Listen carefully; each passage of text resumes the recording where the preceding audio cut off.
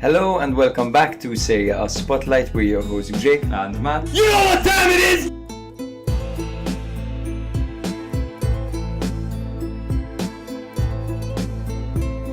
I can't tell you guys enough how much you've been my internal monologue when thinking about football for the last year. Amazing! We get to record while drinking some wine. Jake and I will have a very special soft spot for Salernitana. we love him. We love him. Stop zooming in on Allegri's face, bro. You're gonna make How me are you break. exposing me? Because you're gonna make me break, man.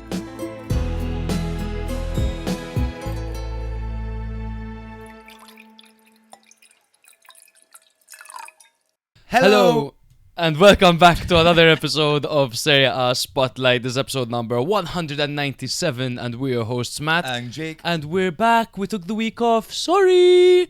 Yes, we were in Amsterdam and we watched the game. We watched PSV against AZ Alkmaar. Both pronounced incorrectly, brother. It's PSV PSV. against AZ Alkmaar. Yeah, and what a game that was. And by what a game, I mean what a spanking. Yes, but at least it was the last sighting of Troy Parrott before he turned into an Irish hero, A man. national hero, eh? Yes, What a moment. That interview was beautiful. Bro, That's what football is all about. If you haven't seen it, watch it.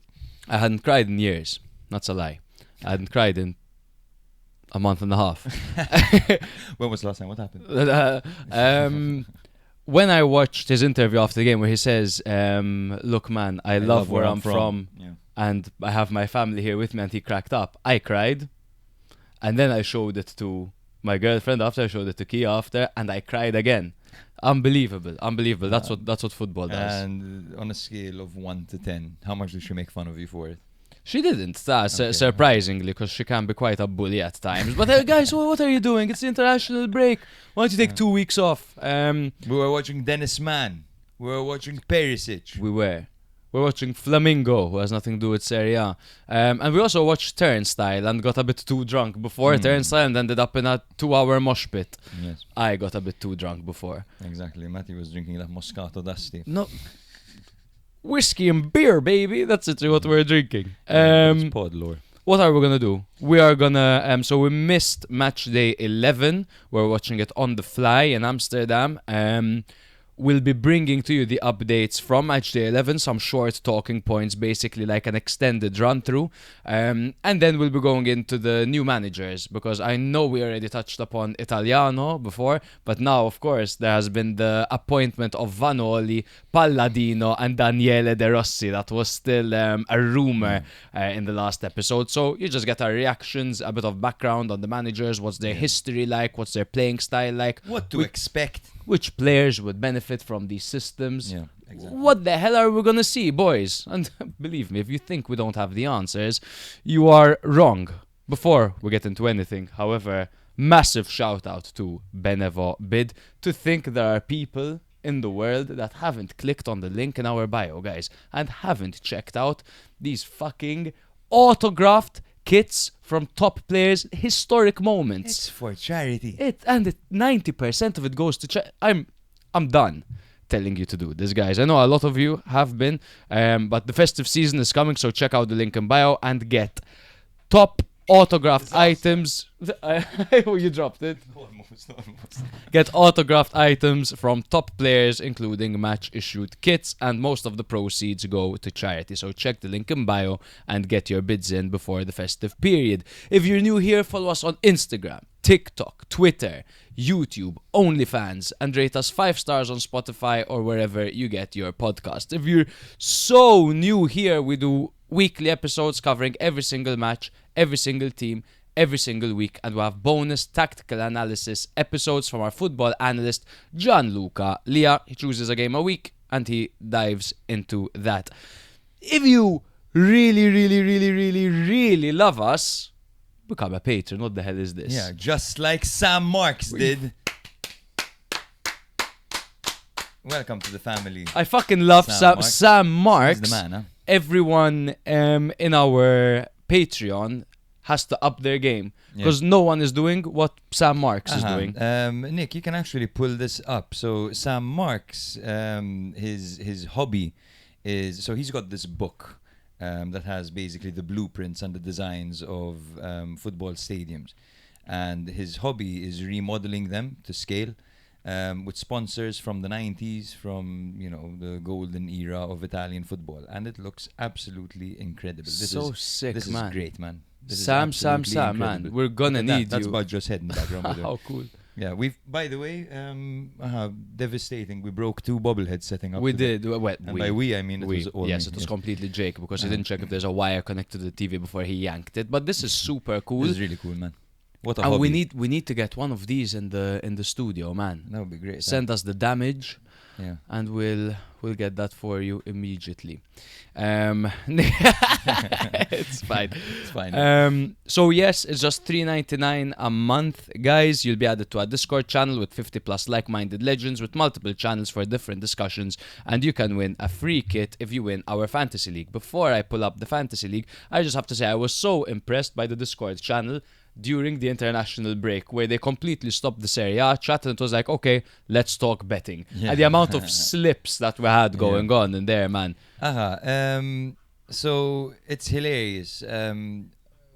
Particularly us, Tyson and Tim have been on this betting train, and the last 2 to 3 weeks haven't gone very well at all. They've actually been somewhat disastrous. They have. But I'm looking forward to getting back on that and trying to come up with a few slips for the weekend. It always makes the Weekend better, let's be a bit real. more Let's interesting. be real. Little Gives slips. us- We're talking €5, €2, bet something small. So you 100. celebrate these little victories and make the games spicier, of course. Yes. Within your means, lads.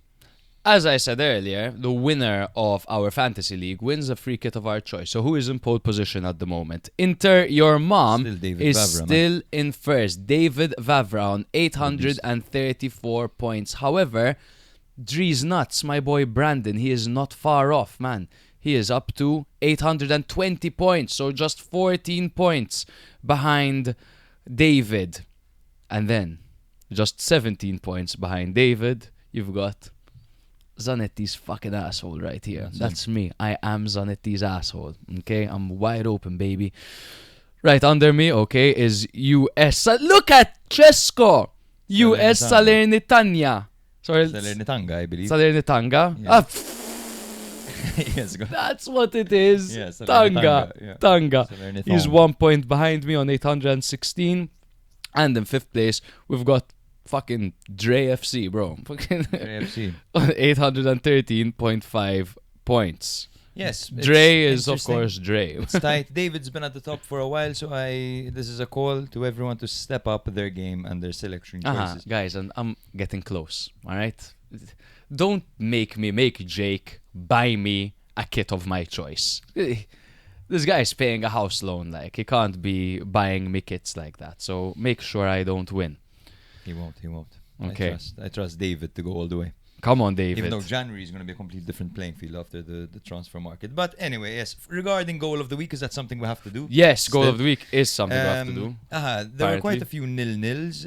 However, the goals that stood out to us were... I don't actually have it written, but I'm going to mention it anyway because Pisa's goal was excellent. Bro. Pisa's goal was cool. I liked Tramoni's work down the flank. I liked the way he knocked it past the player. The cross Baschirotto. was perfect. Baschirotto. He needed a exactly. helping hand, but Yes, he did. But just to lay it off to him. And then the way Toure rose and headed it in was really good as well. That was a goal on my fantasy football. I told Nick, give us a shout, Nick. Fuck yes. It looked like the way that he rose. Just the way that he rose. It looked like the famous header of Cristiano Ronaldo against United in Old Trafford. Now that was a way higher not the jump. one but- against Sampdoria. No. Okay. It wasn't that Yes. high. So there was that one. There was, of course, Bernabé's curler against Milan. Absolutely gorgeous goal. Freak goal. Amazing, to be honest. Pinamonti's goal against Atalanta was all Berardi. His great work, similar to Tramoni's work, but on Great the other finish side. by Pinamonti as well. Absolutely. Dallinga against Napoli had a nice toe poke at this guy's finish that no one saw coming. He had Vanja Milinkovic-Savic rooted to the spot. And then, of course, there was Lautaro's goal against Lazio, where he almost let it roll for too long, but then hit it kind of with the outstep, and it just kind of glided into the top corner, kind of, right? It's like, I don't think by... Take nothing away from the goal at all. But I remember when I used to play, when I would strike the ball a millisecond too late, and you end up hitting it with the outstep, and it goes into the corner that way. It's an amazing goal. Never happened to me. Huh? Never happened to you. Never in I've my mishit the ball, and When it's I gone mishit the ball, top it is bins. humiliating. When I mishit the ball. Nothing ever good comes from me mishitting the ball. But anyway, bro, shall we break down? I have to pick one. Yes, I think Yeah, I mean, Bernabé's, absolutely Bernabé's against goal Milan. was the goal of It's the week. top. Absolutely. The way he curled it, Mike Maignan rooted to the spot, which Yeah. we talk shit about Mike every now and then as very critical Milan fans. But one thing he doesn't do is stay rooted to the spot. Yeah. He always dives. Yes, the criticism on Mike Maignan is simply purely economical. I mean, when you make those demands, you expect those demands to be. You expect someone to perform in line with those demands. But this is with reference to the second goal that was scored, right? Because he could have been better in the second goal. There's nothing he could have done about the first. Yes, the second goal especially, he left the near post a little bit open. Let's just say that. I mean, completely. Completely He open, dove yes. down and out, and the player was coming in near post. Where's the goalkeeper? Where is the goalkeeper? Yes, lovely goal by Bernabé though. Goal of the week. Absolutely. So, what went down in match day? 11 lads. So, Napoli faced Bologna away from home. If they won, they would have maintained their spot at the top of the table. However, they didn't win. They lost 2-0 against a very inspired Bologna. That is Napoli failing to score in their last 3 matches, brother. But no one's talking about that. No one's talking about the great performance Bologna put in. No one's talking about how Napoli are struggling for goals. Everyone is talking about 17-year-old goalkeeper Massimo Pessina, who made his debut after Skorupski got injured giving a goal kick. Yeah, of course, Ravaglia was already out, the substitute goalkeeper who gives Skorupski a run for his money. In fact, they often find themselves rotating.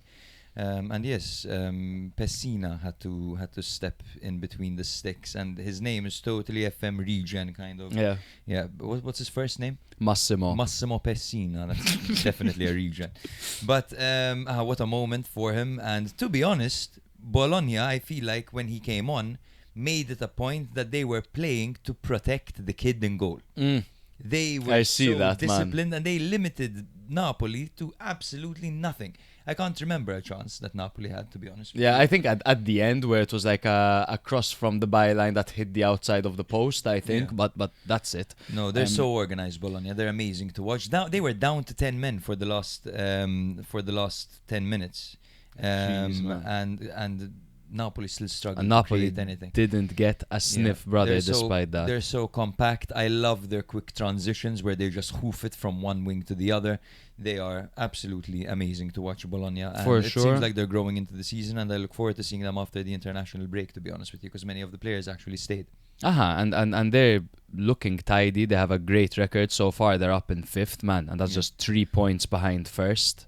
Their last 6 games are 4 wins and 2 draws. A more impressive record than Milan, a more impressive record than Napoli, an even more impressive record than Inter, who have 5 wins and 1 loss. So Bologna are definitely, they keep on surprising people. It's hilarious how every season they're doing great, but every season they're such significant underdogs. Yeah. But with going back to the point on Pessina, there was a lovely moment, 2 lovely moments. When they were lifting him and throwing him in the air, like they do when a manager retires. Yeah. And B was Vanja Milinkovic-Savic after the game. He went straight up to him and congratulated him, gave him a hug. And obviously because of Vanya's like cold demeanor, cold hard look, you wouldn't expect him to have that soft side. So that hit me a bit more than usual. Absolutely. Napoli, man, trouble. That's 3 games where they didn't manage to score. Conte has had one of his outbursts where he's like, I forget his actual quote, where he's like, I'm not gonna beat a dead horse or something like that. There was something bizarre like that. Referring to himself as the horse, essentially, saying like, if I'm the problem. Yeah, you know? I think you can literally write down Conte interview horse or something like that. Make a little Maybe. outburst. Here we are. Actually, that's perfect. So something needs. Okay, there it is. I don't see alchemy, but everyone thinking about their own problem. Heart transplants aren't possible. Each of us must discover our spirit, the heart, the wickedness. Things are done, but we have to see how they are done. Excuse me, I can barely see It's this. one thing to do your homework, it's another thing to play in a team with very high expectations. Everyone is thinking about their own backyard. I had already seen this, and so I want to speak well with the club. We must not forget that after the third Scudetto, Napoli finished 10th. But I don't think this was a great lesson. Sometimes we think that overnight the ugly duckling becomes a swan. Ooh. Wow. Okay, so The ugly this is duckling becomes a swan overnight. That's an interesting analogy, considering all the depth that has been From brought in. 10th and to all- 1st. Yeah. Yeah, they literally became the swan last season from the ugly duckling overnight, quite frankly, with the employment of Conte. But now the problem is, has someone not fed the swan? Is the swan not being called pretty anymore? Is the swan not in season? Is it hunting season, dog? Is the swan being petted by too many a hand? The swan now. Okay, let's just talk about it. So Napoli, of course, have many competitions now. They're trying to balance everything. Tired legs. The depth that has been brought in has, quite frankly, overall struggled. It's crazy. Like Noah Lang hasn't got a sniff yet. Lucca has struggled. Højlund had a good start, but kind of fizzled out as well. De Bruyne is injured and out for the rest of the season. Beukema struggling. Beukema struggling. Bongiorno, Is who got brought coming in and out. the season before, is still in and Yeah. out. So They there's a haven't lot of really hit the ground running, and Conte is struggling to rotate this team with all these competitions, and he's still ending up running these guys to the ground. I don't Yeah. think he's yet been able to find a plan B system with alternative players. Last season he did well to like incorporate Raspadori every now and then, yes. but I'm seeing him struggling to do that with a whole squad, like to change Lobotka with Gilmore, for example, and to change I don't know, Lukaku with Højlund, and to make these tweaks. Like, he can't play without Politano, Yeah. for example. You know, there are clear No, there are pivotal limitations. pieces, which isn't the end of the world in theory. If he, for example, feels like Politano's a key piece. The problem is that sometimes they're a little bit predictable and they leave things too late. You can't constantly rely on just playing out the draw and then hoping for a moment of magic at the end. That kind of has worked. They've been quite fortunate in that regard over the years. Like, you know, we've seen Anguissa, McTominay pop up at the death and get them these killer goals. Not to say that they won a league solely by doing that, but those moments were massive overall for them, and they were the moments that made the difference for Napoli. However, this year I think they need to the competition around them seems to have improved. Let's say that for example, Bologna, Italiano's a very experienced coach now. There's You've got more the likes competition. Of Allegri, you've got the likes of Spalletti now, who's back. So there are definitely many experienced managers who will totally give Conte a hard time and a tactical headache. Let's just say that. And there's a Conte who needs to play in the Champions League, and we see him simply. He sucks when he has to play Champions League. He'd rather get knocked out of Champions League and focus on this. This is the main criticism of him, right? When he has one Managing competition. tournaments, When he had one competition, he didn't sweep the floor with everyone, but he won the league with a Napoli that finished in 10th. He can do that. Yeah. But now let's see when he has to juggle all these competitions, and when he has a star man Lukaku out injured. And man, we still don't know. We're waiting for them to get Lukaku back so they could be good old Napoli. We don't know what version of Lukaku they're going to get back. That's a huge one. It is, and it might. I'm pretty sure that once Lukaku comes back, regardless the version of Lukaku they get, they're going to be better. Because if he's clumsy in front of goal or low on confidence, what he gives you with his back with his back towards the goal rather is game changing for Conte. It gives him a total outlet, a new outlet entirely. You can just go long, route one to Lukaku. He's gonna knock it down. He's gonna hold the ball and he's gonna play everyone in behind. So I think that regardless of if Lukaku comes back totally fit or totally confident, I think they'll still have something way more useful up front than what they have right now, because Højlund and Lucca just aren't working right now. Fair enough, bro. Fair enough. Milan also failed to get all 3 points, and this was against another relegation threatened team. So that's now Cremonese, that's now Pisa, and that's now Parma that Milan have dropped points to. Milan completely fumbled a 2-0 lead that they had by the 25th minute, 2-0 up away to Parma, and then they completely collapsed.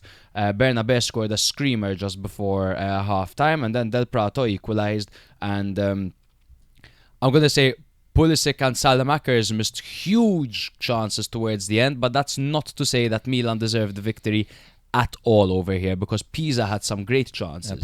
Parma had some great chances.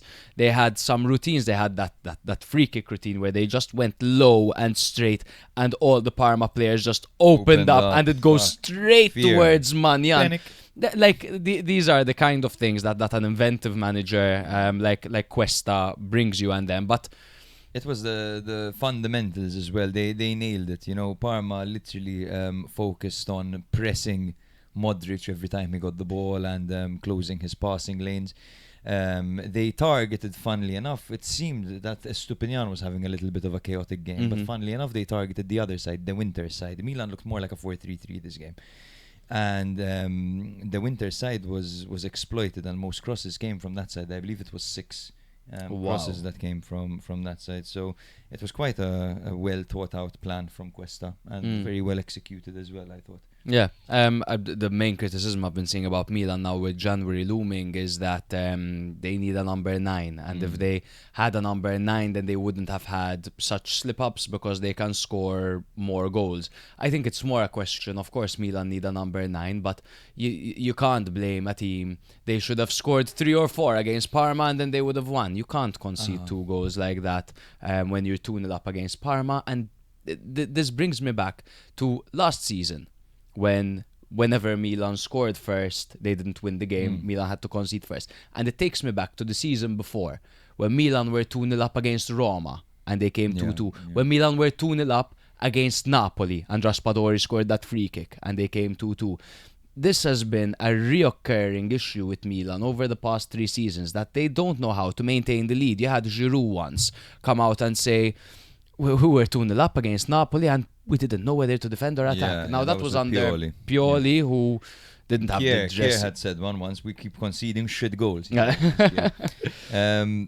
it's definitely a problem that the squad and the players who've been here for a while have experienced many times. But what gives me hope, and it is frustrating for Milan and for Milan fans, of course, beating your direct rivals and then going to these relegation bottom feeder teams and not maximizing the points you're going to get, because Inter are killing these guys, for example, every game. But what gives me hope is exactly what you said, man, that Pulisic came on, missed a 1-on-1. Salamakers at the moment where he should have scored. So in theory, when you break down the moments, Allegri's putting these guys in the right position to succeed. So is that proving them right? Do Milan need a number 9, but is that the reason, man? I mean, it would definitely help if there was someone whose job was to score goals. It would definitely help. We discussed this in the last episode, that it doesn't look as bad because many teams in Italy right now have a striker crisis. Roma have the same situation going on. Juve have the same thing going on. Essentially, even Napoli, Atalanta to a certain extent aren't really firing on all cylinders. Inter and then of course are the exception, but that kind of disguises the problem and kind of allows Milan to hold out till January, where this problem definitely needs to be addressed. Someone needs to be there to finish the chances, man. You can't rely on Pulisic and Leao to score the goals for you, I think, in my opinion. I'd rather have a number 9, a natural goal scorer. Yeah. Milan in the last 6 games have 2 wins, 4 draws. Now, what Milan have to their advantage is a great record against the top teams. Yes. So Milan have beaten Napoli, Milan have beaten Roma, Milan have beaten Fiorentina. Don't know if we're going to call them a top team. Drew to Atalanta and drew to Juve. I don't believe I'm missing anyone there. But no one wins the league just by winning the big games, right? Because otherwise, last season, Milan would have definitely been in a better situation. Sassuolo would win it every year. Sassuolo would win it every year, Yeah, literally. you need to, while beating your direct rivals is massive, and it's usually what wins you the league, you need to get the job done against the smaller teams, of course. Again, this season has been a little bit fortunate for the teams at the top, because it seems like everyone is kind of human. Everyone is error prone. Everyone can slip up, Yeah. I do predict that this will change. After January, I think usually what happens, man, we see after January, the last 2-3 months of the season, everyone just puts their head down, and it's just the favorites keep winning, man. Mm-hmm. You remember that those stretches, for example, where Milan were chasing Europa League, and it was against Roma, and Roma just kept winning win after win. And the same thing with Milan, or when Milan and Inter were fighting for the Scudetto, just win after win after. It took one slip up against Bologna that gave Milan the league. This is seen every season. I mean, now it's important that January is nailed and that these mistakes are ironed out. Milan haven't been lucky with injuries either, because you look at Rabiot, Pulisic, Leao was out for a long stretch. Yes, but again, this is a problem that's affected the league entirely. Yes. So it's just been a great season to be honest so far. Before we move on a bit to Parma, Leao scored another penalty. So Salamaker scored a great goal. He had a bit of a mixed bag in this game. He won the penalty. He scored the goal. Then he missed a sitter and made some clumsy mistakes. That's Salamaker's, when he sauces, sometimes he can sauce a bit too hard. And I feel like with that chance at the end, stop saucing, man. Reduce the sauce. Like, let me taste some noodle. Shoot. Exactly. Leao scored another penalty. Yes. Milan hat on. I'm dying for a consistent penalty taker. That is 2 out of 2 for Leao. He could be that guy. I like the way he takes them as well. Mm-hmm. He takes them calmly. He could be. Would I prefer a proper number 9, those types of penalties where you just fucking hoof them into the back of the net, destroy it? Yes, I would. I heard whispers of Fulkrug, was it? Would love Fulkrug. Yes. I would absolutely adore Fulkrug at Milan. I'd like Fulkrug. I think he made the wrong move by going to the Prem. I think Serie A suits him more. Oh, he's big, he's physical, he'll score headers. Shut up. That's not all the Prem is like. Yeah. One question for you quickly, bro, is Estupinian against Bartesaghi. Estupinian, this game had a bit of a mixed bag. He had good moments, he had not so good moments. So Estupinian is completely new to the environment of Milan. Bartesaghi is not. Bartesaghi, of course, is a Milan Futuro player who's now breaking into the first team, but he is used to Milan culture. He's used to watching the team. He's used to being a part of the team. So he's a bit more stable and he's on that upwards trajectory. Estupinian is a player that peaked in the Premier League, had a few horrific injuries, and now is trying to find his feet in Serie A. He had a really clumsy start, started to look good, got injured, came back and dropped a nightmare. I think overall Estupinian is the better defender if we were to look at them both peak. What is the peak you could get out of both of them right now? But right now, until Estupinian starts showing me something better in training, I would start Bartesaghi, because Estupinian dropped a nightmare and there were just no mistakes with Bartesaghi. It was clean. I think with Bartesaghi, you don't get a flashy performance, but there are no obvious errors in his game. There was that game against Roma where he was targeted and he still managed to kind of come out without actually costing Milan anything. Yeah. And he had some good moments where he crossed the ball into the box. Particularly, there was one ball to Fofana, which he had messed up. Oh God! So Chose the wrong guy to cross it to. I like what Bartesaghi has shown so far, and to be honest, man, I think he deserves a starting spot. I think so. At least until there's a reason for him to be displaced. I think so. Take me back to the argument where you're like, oh, they need another left back. Milan Bartesaghi's not good enough, and I'm like, yes, he is. I mean, it was always a risk game. Parma win, which is Parma get another draw. They're just out of the relegation battle now. I think, not to get too stuck on this game, but I think there's a lot more we're gonna see from Parma this season. There are a few of these teams, Parma and Pisa in particular. I feel like they'll get better, and I feel like they'll start bossing the teams under them. They have smart players, man. Cutrone, this game was the architect, man. He was distracting absolutely everyone. He was pulling players away to free up runners into the box. He's the most generous striker I've ever seen, man. Yeah. If there's a spectrum, you have Kristovic and then you have Cutrone. Exactly. That's how it works. Also, just one note is that I like how they handled Nkunku. Parma. Mm. They completely I think faded him out of the game. I think so far I've liked how every opposition team handles Nkunku, man. As in, he's simply shown nothing. Mm. I feel. Yeah, but you know what, man? Every time you're watching Nkunku play and he's having a nightmare, remember that he's got a balloon in that sock. Fantastic. That brings me some joy Yes. to think our striker is a clown. But anyway, So Milan dropped down to third on 22 points, 2 points behind Inter, who lead after just look unbeatable. I know they just lost 4 matches ago against Napoli. They just But get it done. They just go in there. It's a game against Lazio. They have a winter against Lazio. Yes. 3 minutes in, goal.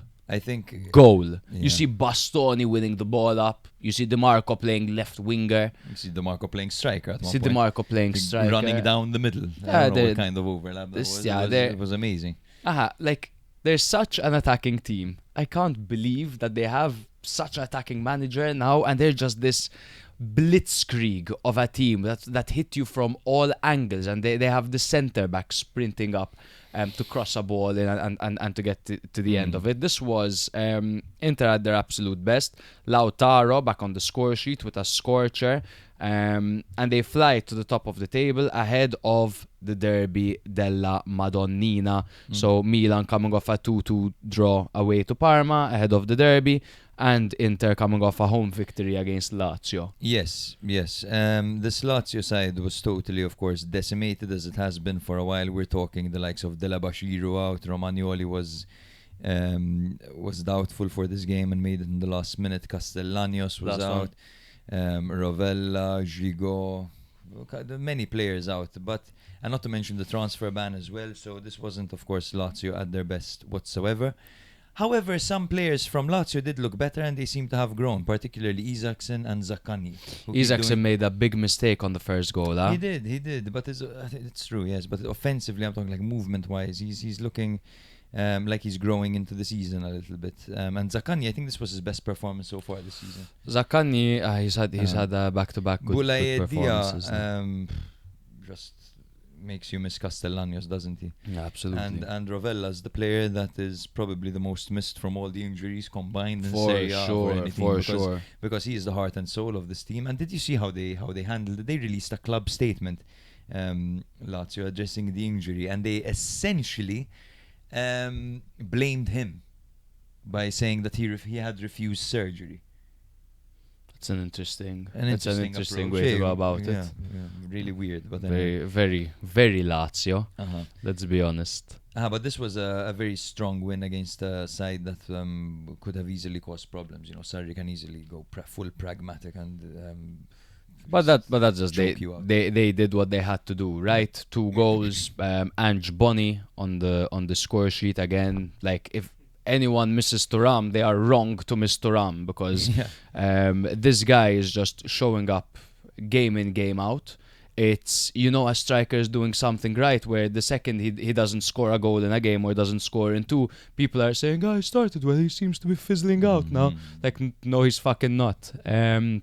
Because he's getting situations to score. That's what he wasn't getting at Parma. And at Parma, he was setting other people up, playing with his back towards goal. Now he has Lautaro Martinez to his side, so he's putting the ball in the back of the net. And what is his friend Pio doing? Scoring every other game for Italy, for the national team, man. Yeah. They do. The future of their attack is sorted, Inter. From Lautaro and Dzeko, Lautaro and Lukaku, Lautaro and Thuram. Now it's Boni and Clyde. Yes, I think they handled this transition with quite a fair bit of elegance, to be honest with you. In most departments, let's just say that. The introduction, for example, of Sucic, Boni and Pio has so far been quite seamless. And the future is definitely looking bright, while they can kind of fizzle the guard out slowly with the likes of Acerbi, Mkhitaryan, etc. Where it has bitten them in the ass so far is in the high octane games against direct rivals. Yes. So we'll see how that holds up this Sunday, to be honest. Yeah, well, so this is a great talking point, and we'll get to predictions at the end of this episode. But so far, Inter have lost to Napoli and they've lost to Juve, which are two. I mean, going into the season where people wouldn't have reckoned that Milan would be battling, let's say those are their two biggest rivals for the Scudetto. And I know that those aren't the only games you have to win. Perhaps Inter are being more consistent, they are being more consistent against the other teams. But it's going to be interesting because now they face another one, Milan. Yes. Did Inter play Roma yet this season? I think they did, and they won. 1-0, Bonnie scored. No? Is that yes, right? That's true? My completely memory is right. failing me Trust right now. yourself, Yes. Matt. So Inter have that direct Oh, they have beaten victory. Roma. Yes. Wow, man, so many games nowadays. So many games. You like the Champions League would be on. So many games and so many games. Too many games. You can ask anyone. Fucking hell, I sound like I had Bubba in there.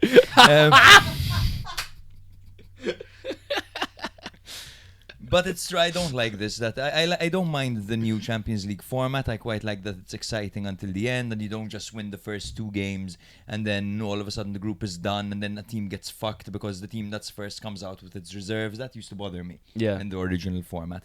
What bothers me about this one is that it's Wednesday. You open your phone and you're like, I wonder what games there are on tonight. PSG, and there are Bayern, three bangers Barca, fucking whoever, Arsenal. There is no longer a What? big game. Exactly. You know what I mean? It's. I remember, bro. Arsenal, Barca. Yeah. That would be Oh massive. my People would God. be talking about it for weeks before. Now, bro, getting PSG against Bayern. It's like every other week almost. It's true. It's too much. If PSG play Bayern, I don't know that PSG played Bayern because I don't care anymore about PSG Bayern. They're playing each other. It ends up it's the culture of quantity versus quality. Exactly. Quantity over quality, which is a problem that isn't only seen in football nowadays. But Yes. anyway, We need to shout out later. We'll do this in between the Maltese national team. We're silly that we didn't yet. don't worry, we will. Roma 2. Sorry, I did that. Roma 2. Udinese 0. I liked So Roma- Kamara on that penalty. Yeah?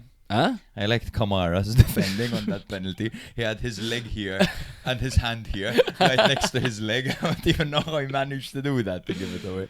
Yes, Roma are top with Inter, albeit even though they have 2 losses in their last 6 matches.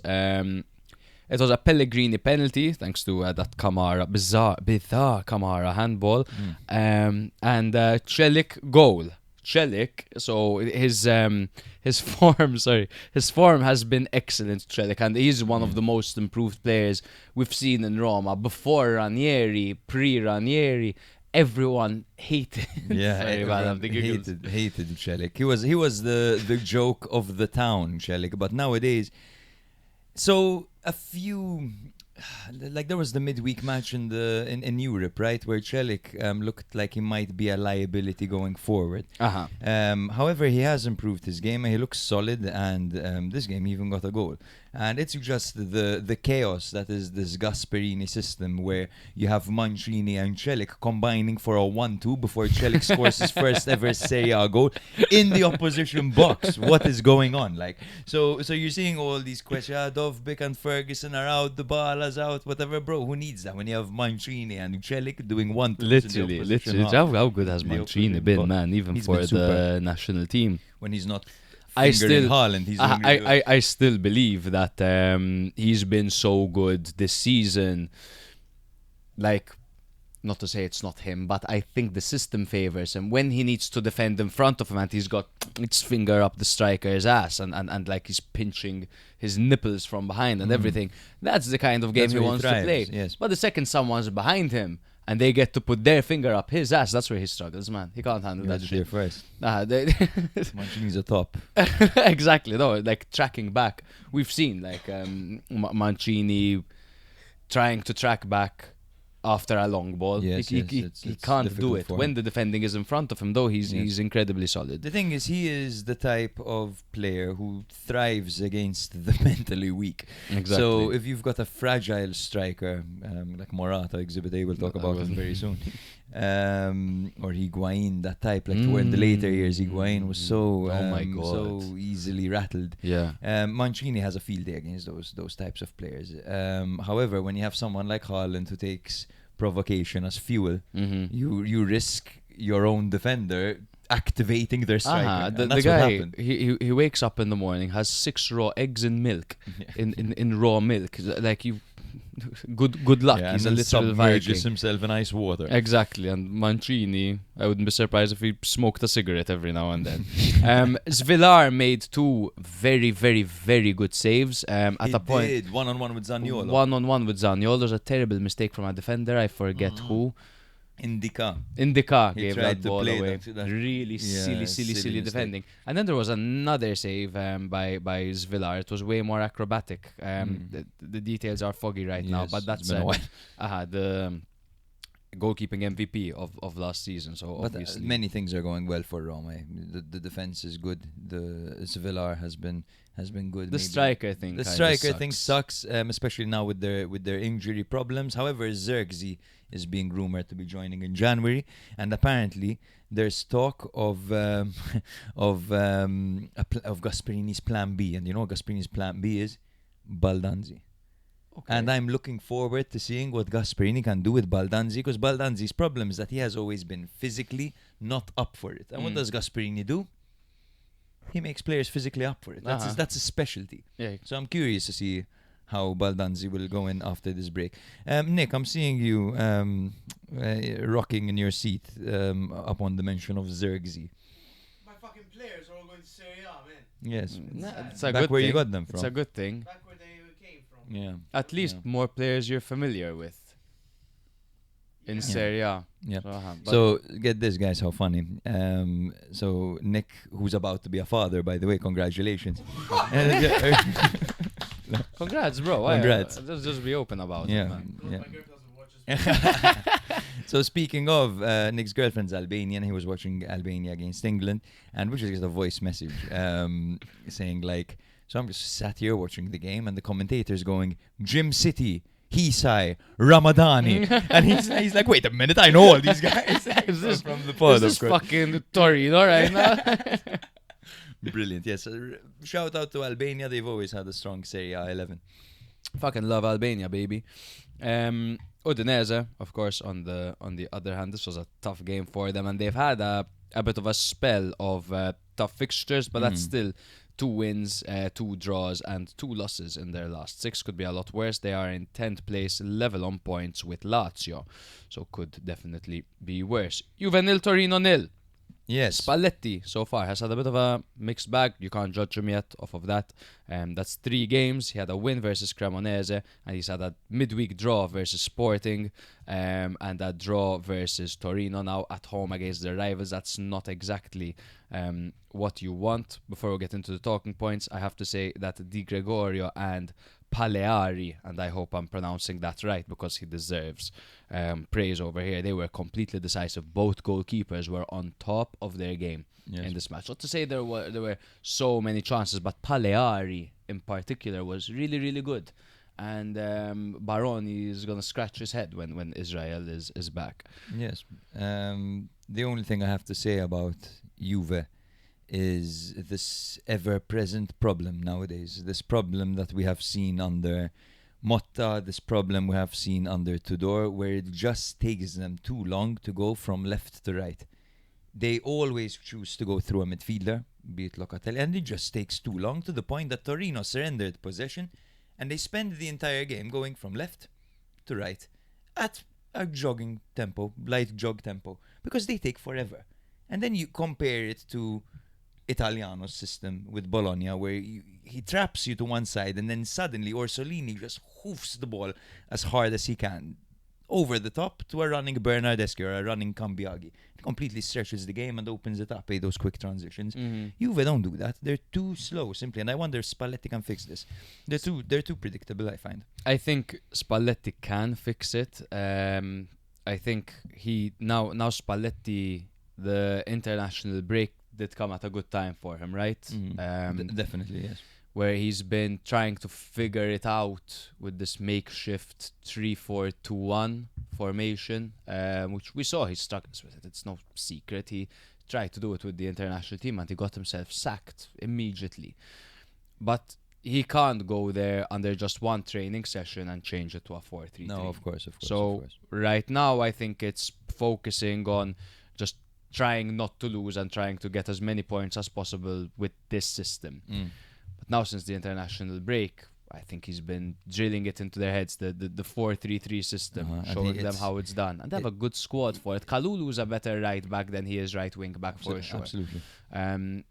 Cope Miners shouldn't be there, even though he had a marauding run at a point, it's- charging up, looking like Pavlovich. The situation is a little bit particular because Spalletti's contract is a few months long.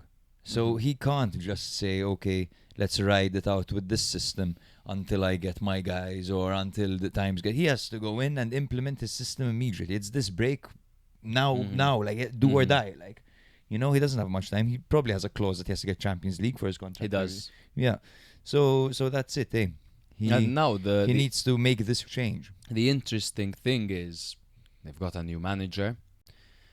They need to sign players for this manager. No, are they going to do it again? Where they're going to keep signing players for managers that only last 6 months, man? Have you heard this this compromise they might do with Vlahovic? No. They might offer him a new contract. Really? They might settle and offer him a new contract worth 8 million net. He's currently on 9. He's currently on like 12, dude. Yes. His contract is Great ridiculous. player in Serie A. Yeah. For like 12, 3 man. years. Eight for 3 years or something like that is what I saw. Do you think that's a smart move for Juve, as opposed to losing him on a free? Is it a smart thing for Juve? Because his I'm wages. trying to think financially where they gain more. Because if the player is on a contract, then his value goes up, and they're paying him less. Then I think that's probably a smart thing to do by Juve. I might eat my words if he keeps dropping stinkers. But to simply lose an asset because of the wage after you spent 80 million for him, is obviously not a good business move. But if you extend his contract, you pay him 4 million less a season, we're talking. So over 3 seasons, 1 4 is 4, 4 is 8, 4 is 12. They're There we saving go. 12 million. Quick maths. And if he does well a season in and they decide, okay, sell him to Saudi Yeah. or the likes, whatever, then you'll have teams that are ready to at least give you 20 million for him. He's 25. There's still some upside. Exactly. I agree. I don't think it would be a good idea to lose him on a free. 8 million is still too much, I believe, for what he has produced. However, man, he seems to be somewhat of a leader for this Juve team, despite everything that's going wrong, man. I don't see many players on this Juve side who wear their hearts on their sleeve as much as Dusan Vlahovic does. On a big occasion, I want him over David, and I want him over Openda. Openda looks like your uncle on a barbecue. And Over a David, barbecue. it's like it's fucking David, you know. David. Hey Dave, alright? Like one of those. I'm curious to see how those two guys look after the break as well with Spalletti. Those If they can two do some- knuckleheads. I think they'll need to. I think David can do a shift as like a sub striker that brings something a little bit different, I guess, to a degree. I think Openda needs to play wide, man, because he needs space. You see Every Openda's time they- highlights, you don't even recognize him. dude. They're playing the ball to him in the center, which I know previously that's where Yeah. he used to thrive, in the center with players around him. But it looks like he's crowded. He needs more space. Like everything that touches him bounces. He needs to be in more in either a free role or out wide. That's it. I mean, David and Openda are at Juve now. They're going to be playing against teams who will put many bodies behind the ball, so Yeah. they need to adapt to that. And we'll see, yeah. We'll see. Shout out to McKennie, who, no matter who the manager is, he still looks like one of the most consistent players on the team. He's every manager's favorite player. Yeah. That's as simple as literally. that. He's lit, McKennie. Torino, on the other hand, have looked solid against the bigger teams more recently. I feel like defensively they're looking really sound. They're such a balanced team, a well-balanced team. I thought that in this game, Ngonge really brought something, man. He was like, he's because very they were creative. playing quite defensive, and then they were knocking the ball forward, and up front there was Ngonge and there was Simeone, and Ngonge was doing a lot of dirty work, skipping players, like with those long legs of his and that long stride, bodying players and skipping them, and then trying to get the ball to Simeone, who got a bit close at a point but not close enough. But that was essentially Torino's game plan over here. I don't think they were too intimidated by Juve having the ball, and I think their job was to get the ball off of Juve and hit them in the right moments. And they seldom did it. We're talking, Ngonj had 15 touches, that type. So while he was dangerous on the attack, of course, these were extremely sparse. Torino surrendered possession almost entirely. We're talking Giovanni Simeone, 25 touches as well. Isolation nation, as they say. Yes, sir. Next up, and then there's Atalanta 0, Sassuolo 3, and this was the straw that broke Juric's back, and he has since been replaced by a certain Palladino, who we all know and love. We'll get into all that soon after this, but this was the Berardi show. And he's and he's back. That is 2 goals and 1 assist and a 3-0 victory over a top team. That assist on Pinamonti was just, he rolled back the years, man. That was sensational. And it's just what's that meme? Look what they've done to my boy. Something like that. What is it from? It's from The Godfather. Thank you, Nick. The Godfather is, look what they've done to my boy. Is that the quote? Or My boy. My boy. Look what they've done to my boy. Look what they've done to my, that's the one, exactly. Look what they've done to my Atalanta, man. Look There what he they've is. done to my Atalanta. Look how Literally. they've massacred my boy. Absolutely devastating seeing Atalanta pinned back with no Yeah. answers, so rigid, so uninventive. And honestly, I am relieved that Juric is gone. Is it a harsh dismissal? Potentially. Should they have expected this hiring Juric? Potentially. It I mean, you is don't expect a the 3-0 loss. decision. It's the decision of a serious team and a team that wants to stay at the top.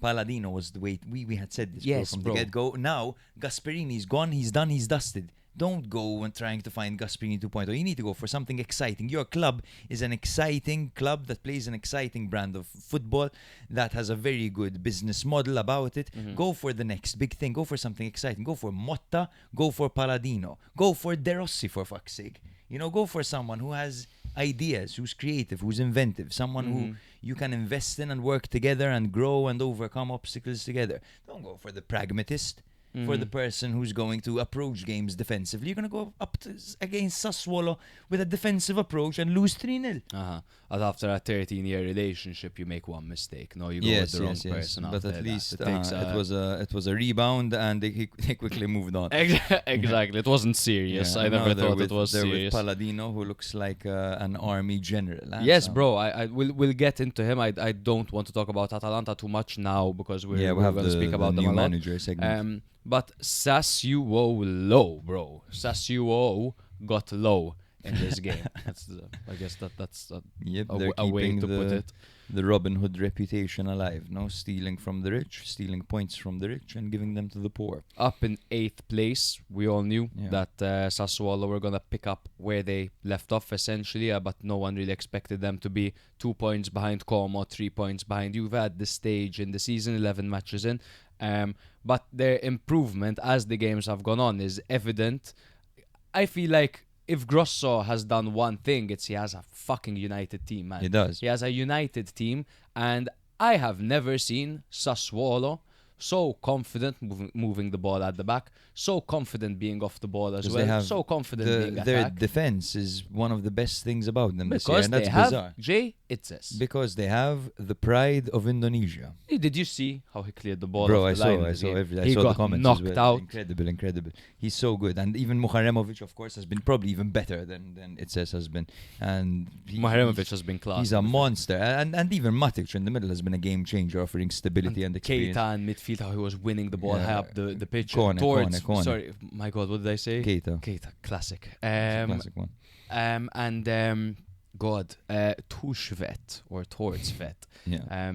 Nimble and the midfield man, up and down. There's a certain Has that elegance long about him. stride and close ball control and tough. You can't just knock him off the ball. He's Norwegian, He's drinking milk and fucking pillaging This land. drinking milk thing is hilarious. Speaking of drinking milk, Genoa, Ostergaard drinks milk. Genoa 2, Fiorentina Pull up 2. Randy Orton. Yes, RKO out of nowhere once again by Ostegard. This was a 2-2 result, but this was highlighted really by the two new managers that we're going to be talking about the most in the next segment. There he It's is. insane. It's uncanny. He looks Ostegard just waiting like for him. the There he is. corner, bro. There scores a last-minute goal, takes off his t-shirt. That's what you see. What the hell is on the... With an eye. Were those Ostegard. Was that the- lizards? Yeah. Those Oh, were that's it. lizards. He came up anyway. That is actually Randy Orton, bro. That's the craziest one, huh? That's unbelievable. That's insane, Yeah, that's bro. Mental. Randy Orton slithering in. Ostegard is a player you would love as a manager. He's the type of player you get behind him. He's a soldier, Absolutely. and he defends well. He's quite a beast, and of course offensively, he's got a head on him. He's got some And head on him, I agree. He's got that grinta about him as well that you love, that kind of Eastern European touch, that splash of aggression. That's 2 goals in 2 games for him. The main talking point in this game was, of course, the newly appointed Daniele De Rossi for Genoa against the newly appointed Vanoli for Fiorentina. We haven't spoken much about the appointments of these because Vanoli was still a rumour to Fiorentina. De Rossi was close the last time we spoke, so we'll get into all of that chat later. De Rossi did have to be in the stands because he got a red card in his last match for Roma. Who was it against, bro? It was also against No, it was against Genoa. Genoa, yes, exactly. It was, I tried to set you up. Yeah, you did. You fucked me. It was Guillermo Giacomazzi who was on the bench over here. He is De Rossi's assistant manager. Lit. So yeah, Lit. Ostegard also got an assist, by the way. Oh, wow, okay. Yeah. In this game, Piccoli and Goodmanson scored against their ex-teams. Let's just say one of them didn't celebrate. Okay? Goodmanson didn't celebrate. Piccoli went mental and he was hitting the badge, bro. Slapping the badge. Slapping the badge. You could tell there's a new lease of life, new confidence In Piccoli, in Piccoli, in both teams, man. Both teams looked rejuvenated from the start. The authority with which the ball was being passed around, they seemed more motivated. They seemed less down. Was it their first night out after a 6-month relationship? Genoa's was more serious. Fiorentina's was a new thing. But Like a 4-month relationship. Yes, but it was very toxic. They had gone back to their ex. Yes, exactly. Respect. Yeah. So yes. And this was the Colombo show, by the way. It was. Exactly. So he gave away a penalty bizarrely as well, similar handball to the one you mentioned earlier, arm completely extended, and then he missed a penalty, and then he scored a ridiculous. I've never seen a goal like this, man, where he was down on the ground and he extended a leg and shot the ball in. He was trying to get a penalty and the ball came next to him and he flopped like a fish and scored. And then he got up, sprinted and belly slid on the floor. like it's honestly ridiculous, man. I adored it, to be honest. The no shame, you know. It was Colombo that belly slid. Like, it was hilarious. Yeah. Lorenzo Colombo.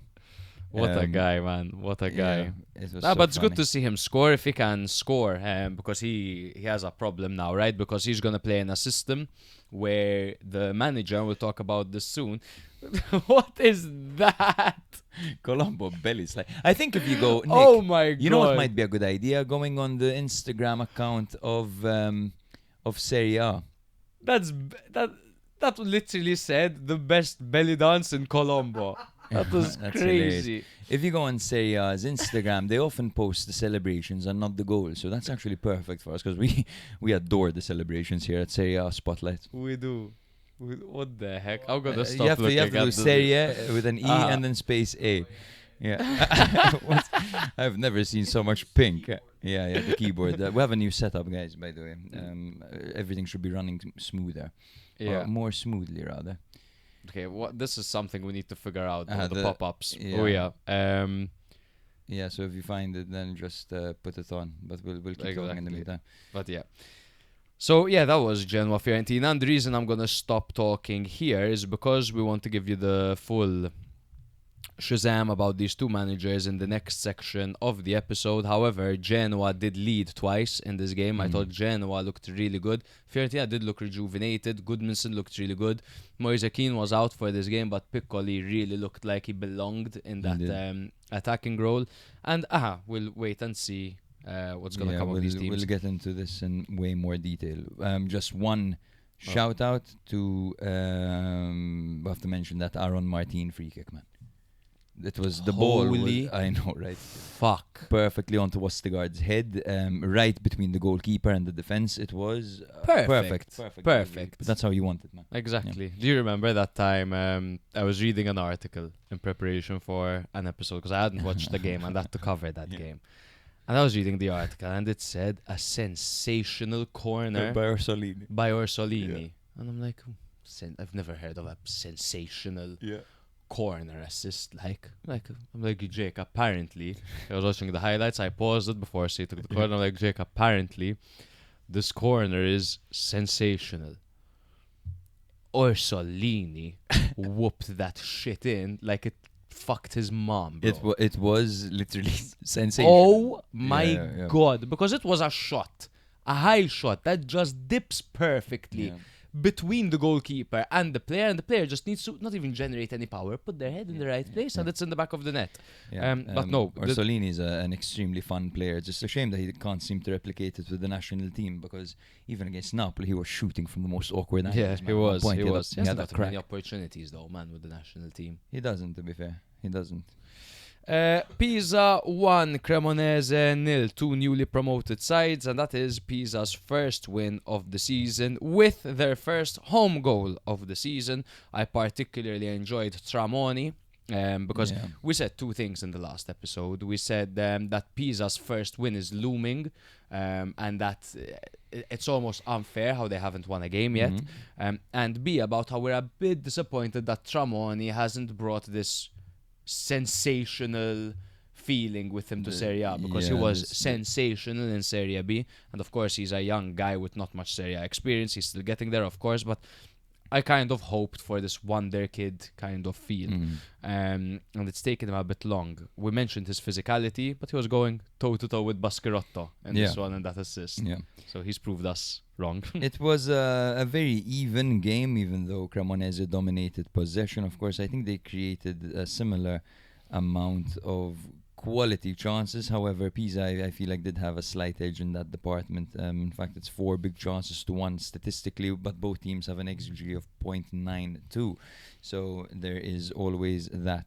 I just liked Gilardino's approach over here, where he gave up possession and hit on the break, and did so in a very good and efficient and effective way. It's smart, because Cremonese have been high on confidence. They've been attacking from all areas of the pitch, while Pisa, in fact, they are capable of absorbing pressure, and they do have players like Akin Samiro, etc., Tramoni, and the likes that can hit on the break. They've got a few horses in their team. Yeah, it was a harsh... sorry. For some reason my mind went to the other team. But yes, no, they played very well over here.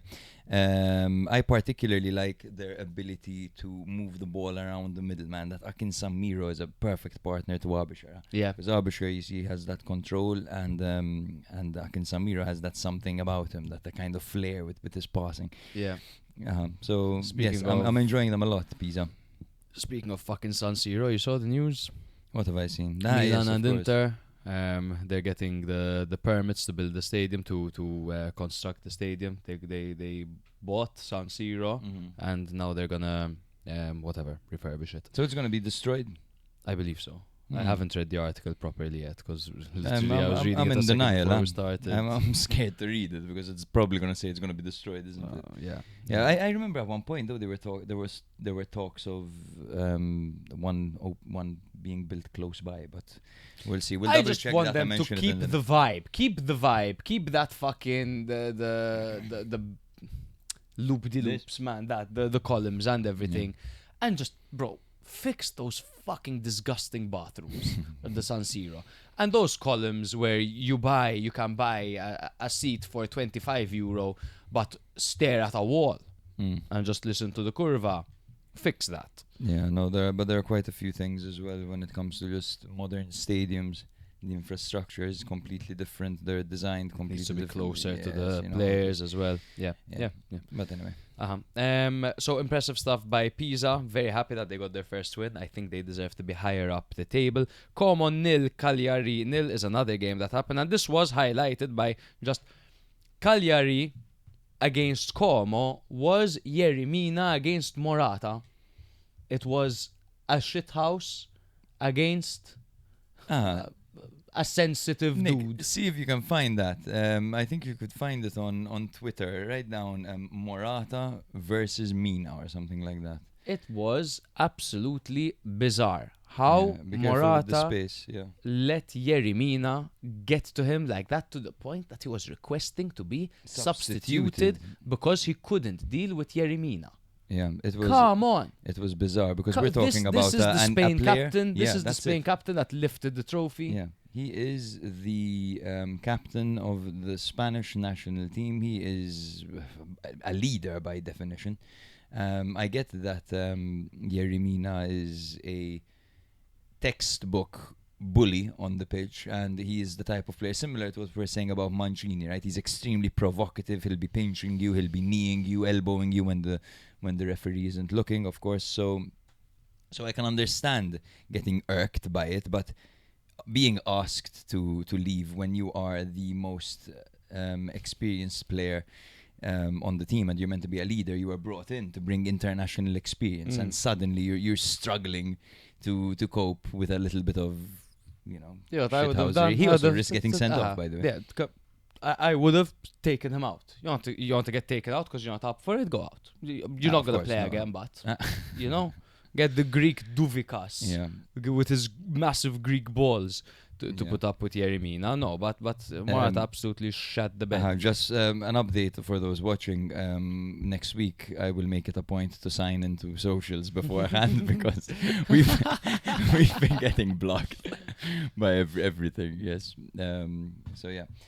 But yeah, absolutely, man. That was bizarre. It Dude. was bizarre. Just to say as well, Cagliari had an early goal ruled out due to a foul by Palestra. It was Yes. Palestra who knocked the ball into the box, and it was a bizarre via own goal.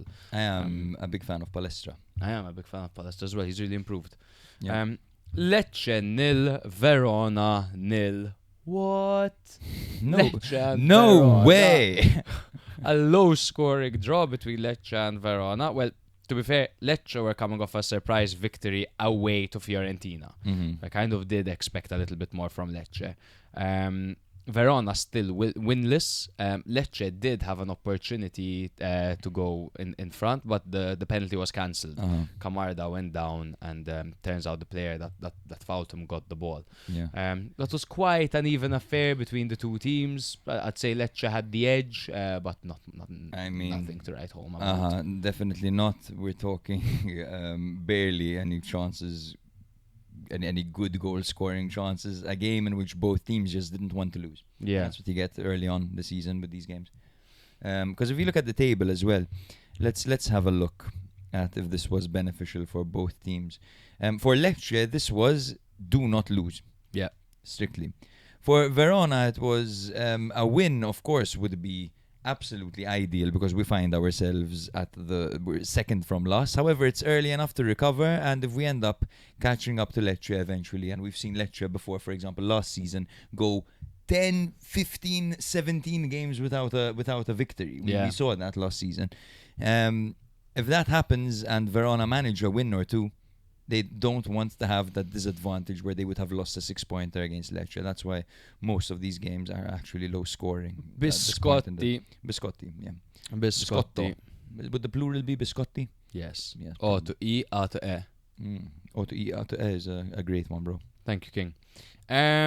Okay, so that's the rundown of Matchday 11, the very elaborate rundown of Matchday 11. Shall we jump into some managerial talk, brother? Yes, and I think we can start off by talking about Vanoli, the man who replaced Pioli at Fiorentina, of course.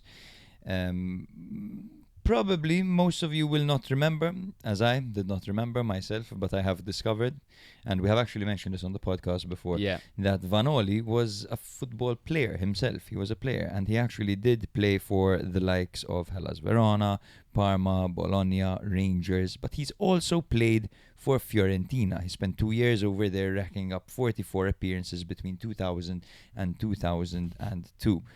Now, with Fiorentina, he won the Coppa Italia as a player in 2001. He also won the UEFA Cup and the Coppa Italia in 1999 with Parma. And the craziest thing about all this is that in every final that I've just mentioned, Vanoli scored. What a beast. Okay, we're talking 3 goals. Now, in his career, he scored 16 goals My God. in 356 games. 3 of them came in finals, which is absolutely mental. Look at that, how vintage. Big how game retro. player. He also has 2 games for Italy. And he Yes. has a goal there. On his debut. He just Madonna. loves Big game a player. moment. Big game player. A man of many moments. Mm-hmm. Yes, so that debut, by the way, was a 3-1 loss to Belgium. So the main thing about Vanoli, the thing that kind of put him on the scene, was that he worked as Antonio Conte's assistant for the Italian national team, for Chelsea and for Inter. He was Conte's go-to guy. Together they won 1 Premier League, they won an FA Cup, and they won the Serie A title with Inter. However, when Conte decided to join Spurs and gave Vanoli a call, Vanoli actually rejected his advance.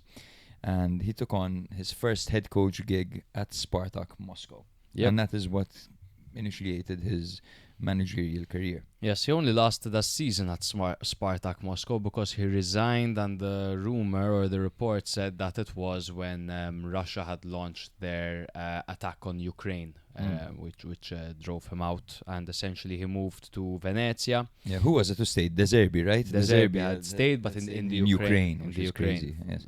Dog. Incredible. De Zerbi. Yeah. Dog. So, yeah. I was going to say, then of course he went to Venezia Yes. after that, right? Which is where we all started to get to know him. Yeah. He's really alright, man. Nice guy. Nice guy. No, weird after the drink. We. I was gonna make a joke. Jesus. I was gonna say.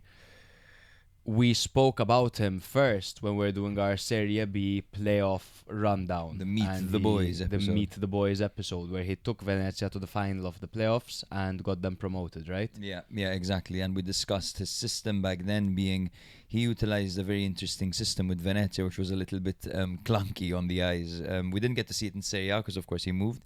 But he would play long balls over the top, or he would have his teams play long balls over the top and then try to win the second ball, so just instantly pressing. Rugby, man. Yeah, like when they kick the rugby, ball literally. forward in rugby and then press like that, similar to his style at Venezia. Yes. So, and then, of course, he went to Torino, where I think you have the stats somewhere or how he performed. It was something like 10 wins. 10 Oh yeah, I have it. It was very Torino. Yeah, it was extremely Torino. Which was it like...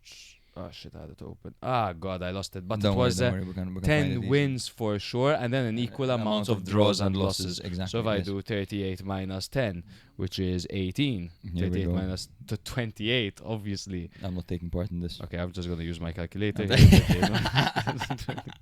28 division by 2 is a tricky one. Exactly, 14 wins. That's the tricky one. Jesus. Yeah.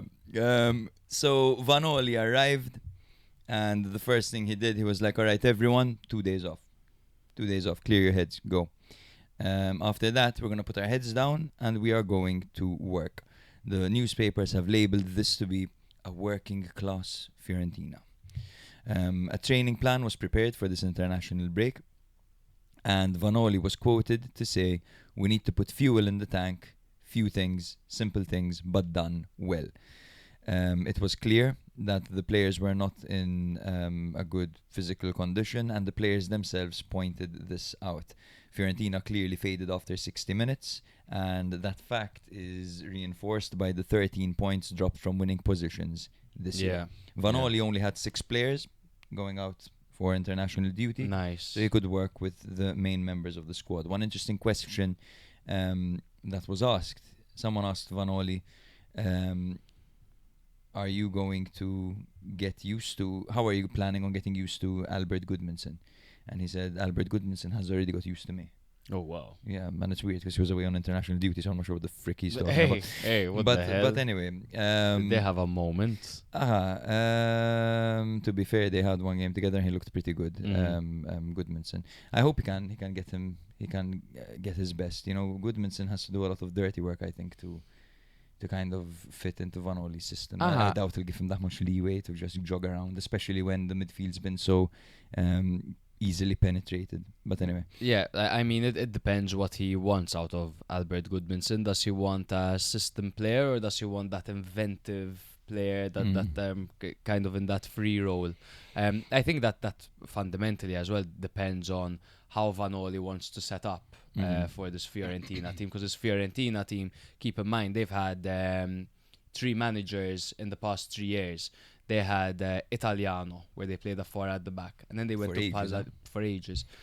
2 seasons, 3 seasons. But it felt like a while they played many games with that system, 3 competitions consistently for all those years. Made all those finals with the 4 at the back.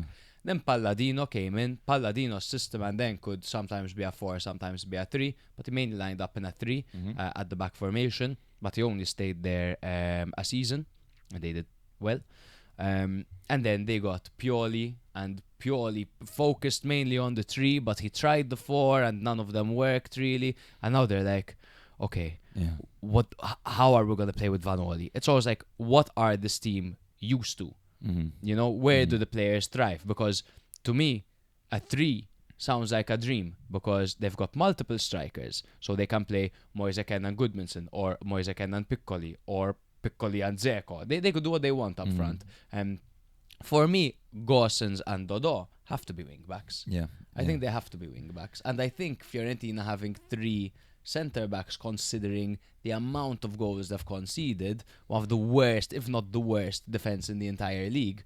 I think they need back to basics, man. 3 at the back. If you don't want to concede, put as many players between the goalkeeper and the ball. I totally agree. And a back 3 kind of you get to, it's more forgiving than a centre back pairing. Particularly in Vanoli's kind of playbook, he likes his centre backs to operate in 3 different ways. So he has 2 braccetti, what they call them, 2 centre backs who push to support the attack, which in theory, you look at Ranieri, perfect guy for the job. And then you look at maybe Comuzzo or Mari maybe to do the other job. Not bad, not great. Mari is more of a like no nonsense type centre back. He's not particularly good at playing with the ball at his feet, or particularly good at striking the ball or anything, but maybe Comuzzo in that role, that would be interesting. And then 1 centre back who can push forward to support the to support the midfield, to build up from deep. And there is a guy who has had a disaster of a season so far. His name's Pongracic, of course, one of the record signings of Fiorentina actually in that department. I think that's going to be the most challenging thing, because in theory Pongracic fits this mold perfectly, but his positioning has been disastrous so far in this season. So we'll see how he manages to address that. Absolutely. I mean, his biggest task is getting these players back to form, right? And, you know, with this international break, only 6 people being away, that helps him, because he can start getting the players familiarized with his system and his identity, because these players are confused, right? They're all over the place. But I think over time, of course, the appointment of Vanoli in itself, you know, it wasn't Palladino, Motta, Mancini. I think they went for a company man. They went for a man who is going to. They went for a dictator. They went for a boss. You know, not a hand on your shoulder type of guy. They went for someone who is going to push and demand hard work. We're talking about someone who has learned from Conte. You know, so we're talking about a club without a sporting director. So maybe they need that fucking. This is purely like I think it's they're in survival mode. They're like, we're at the bottom. We just need to get the hell out of the relegation pool, like, and try to work our way up. So this is Vanoli's comfort zone, the system, which makes it a little bit complicated, because there might not be a lot of change for the players when it comes to the system. So how is he going to handle Pongracic? How is he going to handle the worst defense in the league? We're talking about the defense that has conceded the most goals in the league, 18 goals against. That's worse than Udinese and 17, and worse than Jeez, everyone man. else. Literally, Jeez Louise. crazy. I was gonna say something. He likes more physical midfielders, and, He and does. In fact, I think he started Som in Yes. Simon Som in the And last that game. is a player who was sidelined by Pioli and almost exiled. And the second Vanoli started him in Europe, he rewarded him with a goal as well. So Simon Som, who the team actually the club invested in, could be the solution as to to stop getting the midfield cut through so easily. Mm-hmm. Yeah.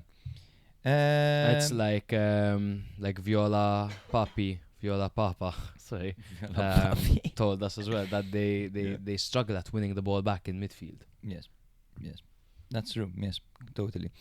So yes, so far they've shown a willingness to adapt. Of course, it was the first game. We'll see how it continues, and they seem to have a new mentality. They fought hard against Genoa, even though mistakes were there. Goodmanson looked sharp in combinations. His attacking verticality was back, reliable from the penalty spot as always. But yes, as you did mention, Vanoli does want a more physical midfield. Simon Som has stepped up and justified his selection so far. Ndour is the main alternative, even though he doesn't really impress much. Fagioli is struggling for form. Nicolosi Caviglia needs to improve, so we'll see how he handles that as well, because Nicolosi Caviglia can be a very interesting player. Yeah. He worked with him. Did he work with him? Or did he join Venezia after they got promoted? No, he joined, I think, after they got promoted. I think. It was Caviglia in Serie B. Oh, Was Caviglia I don't in think so. I Serie think he B? was at Juve back then. I think so. Yeah. Yes, he was at Juve, Mela, and with Yeah. Allegri. Nicolosi Caviglia. In fact, I think he only spent a season at Venezia. Let's double. Yes. He's never actually coached them. Interesting.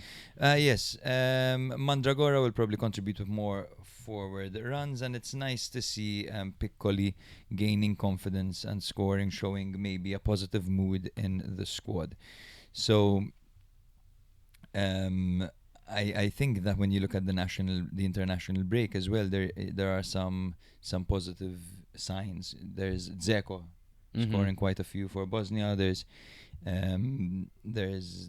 what's his name, Goodmanson, killing it with Iceland. Every Iceland game he's contributing to a goal or an assist. He's the main man over there, so that is promising.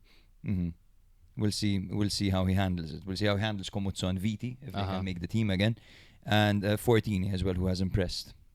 Absolutely, and we'll see if this guy manages to get the best out of Moise Ken. Yes, because yes. so far nothing under Pioli, and I think if Keane plays less with his back towards goal and more as this instinctive in the box striker, a striker that drags the ball forward, that is facing the defenders, I think that is where he's gonna find more success. And everything does point from his style of play.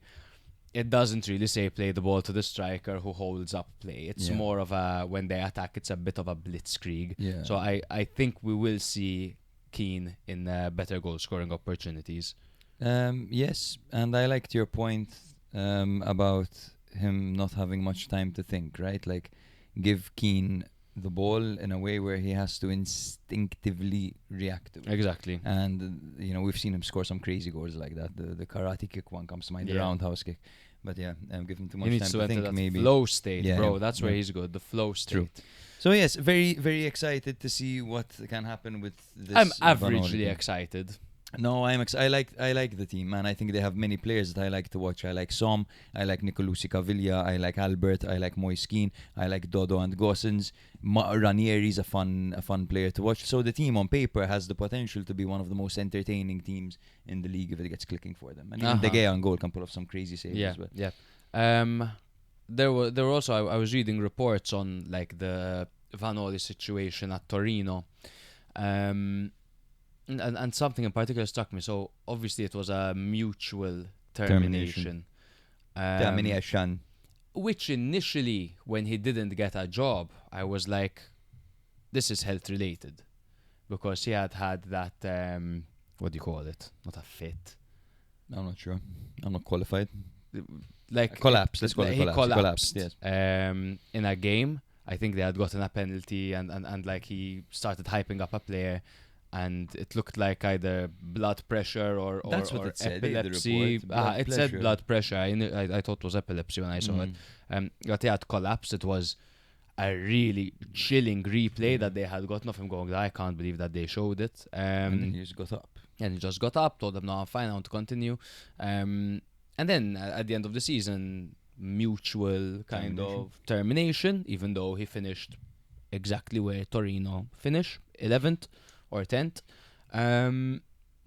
And then I'm like, okay, he didn't get a job, but it must be something health related because he did pretty well. He has his style of play, you know. No, I think it was just waiting for the moment, you know, waiting for the right opportunity. Yeah. But actually, I'm gonna tell you, I am very excited for There we go. Vanoli at Fiorentina. There we go. And it's cool that he was a former player as well. You know, there Mhm. are quite a few storylines here, and he's kind of an underdog because everyone wanted Palladino back. Yeah. So, speaking of, is that Palladino the has perfect replaced segue? Juric at Atalanta. Yes, and we are talking about a former winger over here in Palladino.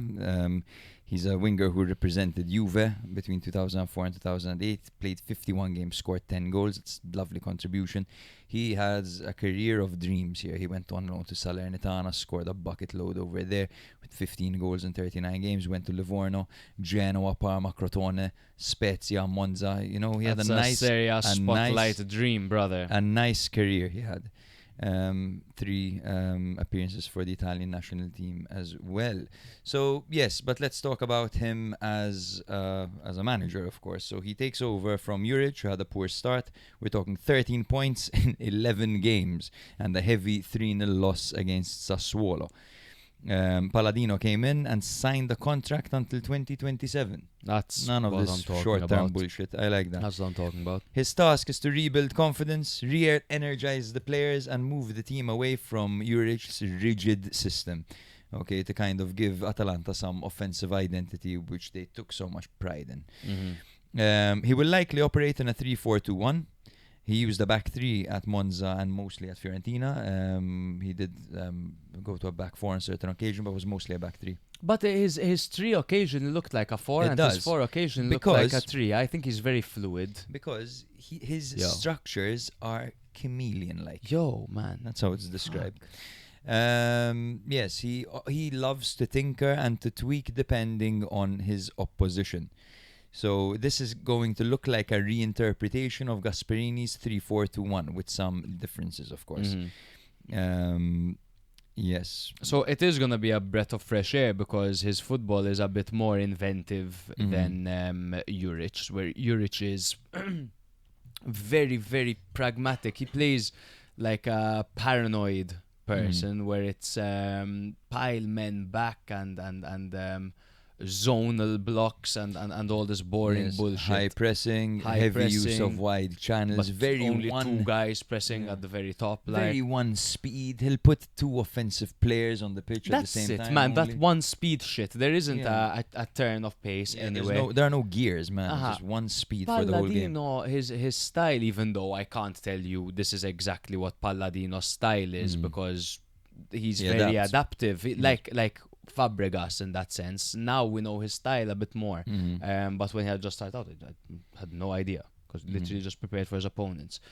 But he has a very balanced game style. And the thing that I like the most about him is he gets the most out of the players that he has available, man. Yes. He made Moise Keane a 25-goal striker. That's it. Think And about I'm what he can do with excited Scamacca and Kristovic. You know, and Kristovic. And one of the most exciting things about this appointment is the fact that he likes to play with trequartisti, man. He So they relies, have, he don't worry. relies on technical trequartisti.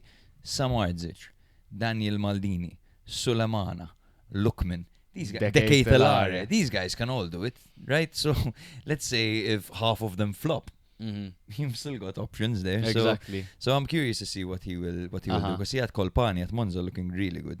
Granted, not so much. Not at, so at much Fiorentina. at Fiorentina, and then, but the double pivot is very important to him It as well. is. And I feel like, so to be fair to Juric, he didn't really have Ederson available for his entire spell. So he was going for the Pasalic their own, but now he has Ederson their own, which is I mean, you've got one that dictates play, slots in as another centre back if needed, because there are already 3 centre backs there, even though, for example, Scalvini can go up and then he can slot in instead of him, because Scalvini has good passing in the midfield. Ederson and then is more box to box, and he can crush play, he can create play, he can win the ball at the back and charge forward and look for the more technical guys and make a late run into the box, for example. I think it's a good balance that they have. Midfield was never really Atalanta's issue. No, never.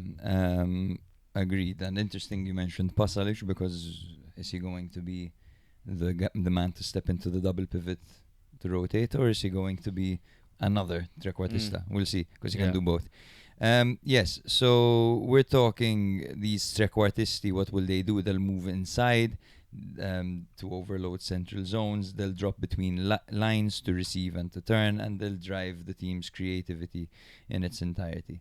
So Lukman and the Ketelar, I assume, will be the main men over here. Yeah. So, fixing the attack is going to be the main issue for Palladino. Of course, the 9s are not scoring enough. Kristovic has struggled. Scamacca has been inconsistent and injured, of course.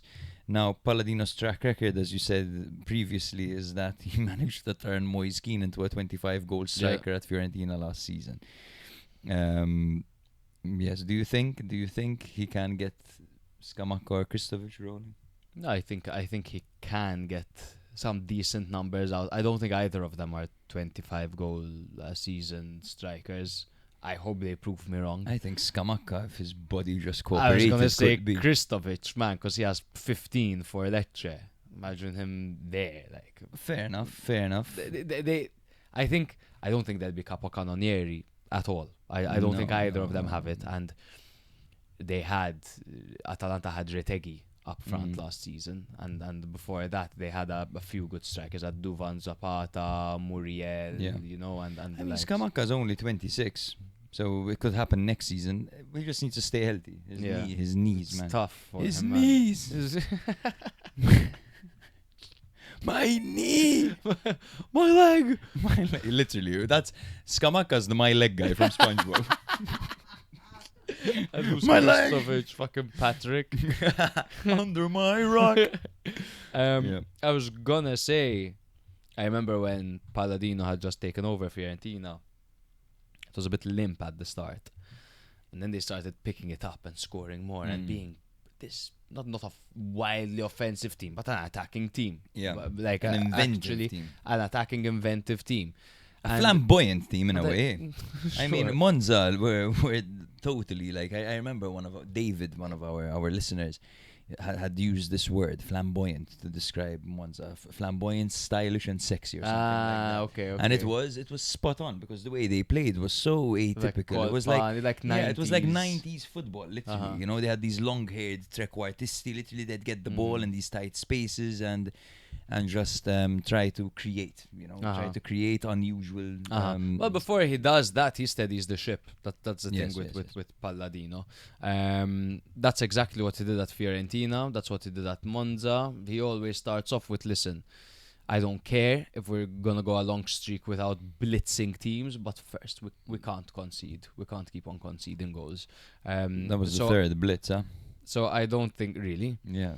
So I don't think we will see this immediate, Atalanta are back to the Gasperini days, scoring all these goals, etc., etc. I think it'll be a slow kind of Transition.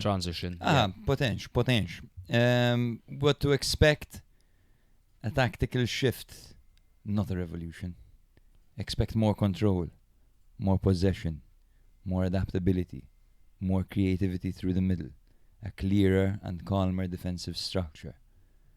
And nice guy On the bench. Nice guy. Maltese would say ta rispett.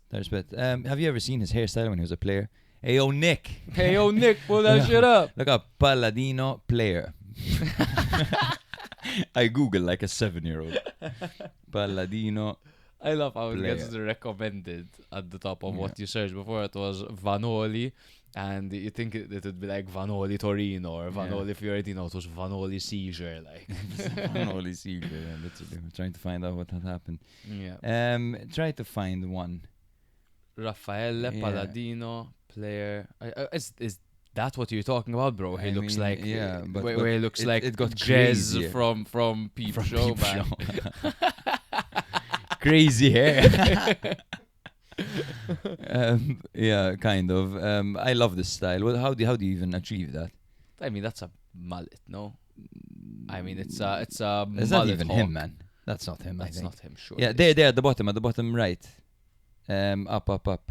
Up, There, right. right. The one in white where he's like, Bottom right. bottom. So middle right, middle that way. Disaster. that one. No, Yeah, the yeah. one. Ah! So if you click that, it'll probably open up more. He was the CEO of Got to Be Glued. Yo, man. My boy got that's not got to be glued, bro. You're capping. What is That it? is Kyun Kyun Green. That's the green one. Kyun. Green Kyun. That is Green Kyun. exceptional facial hair, huh? It is. It's a great facial hair. You think if you can rock that, you keep it, not you look like Clean a cut, too. 38-year-old restaurant manager. Because that's what it looks like, I'm going to be honest. Yeah, he looks younger than he did then. Fantastic. Yes. Oh my god.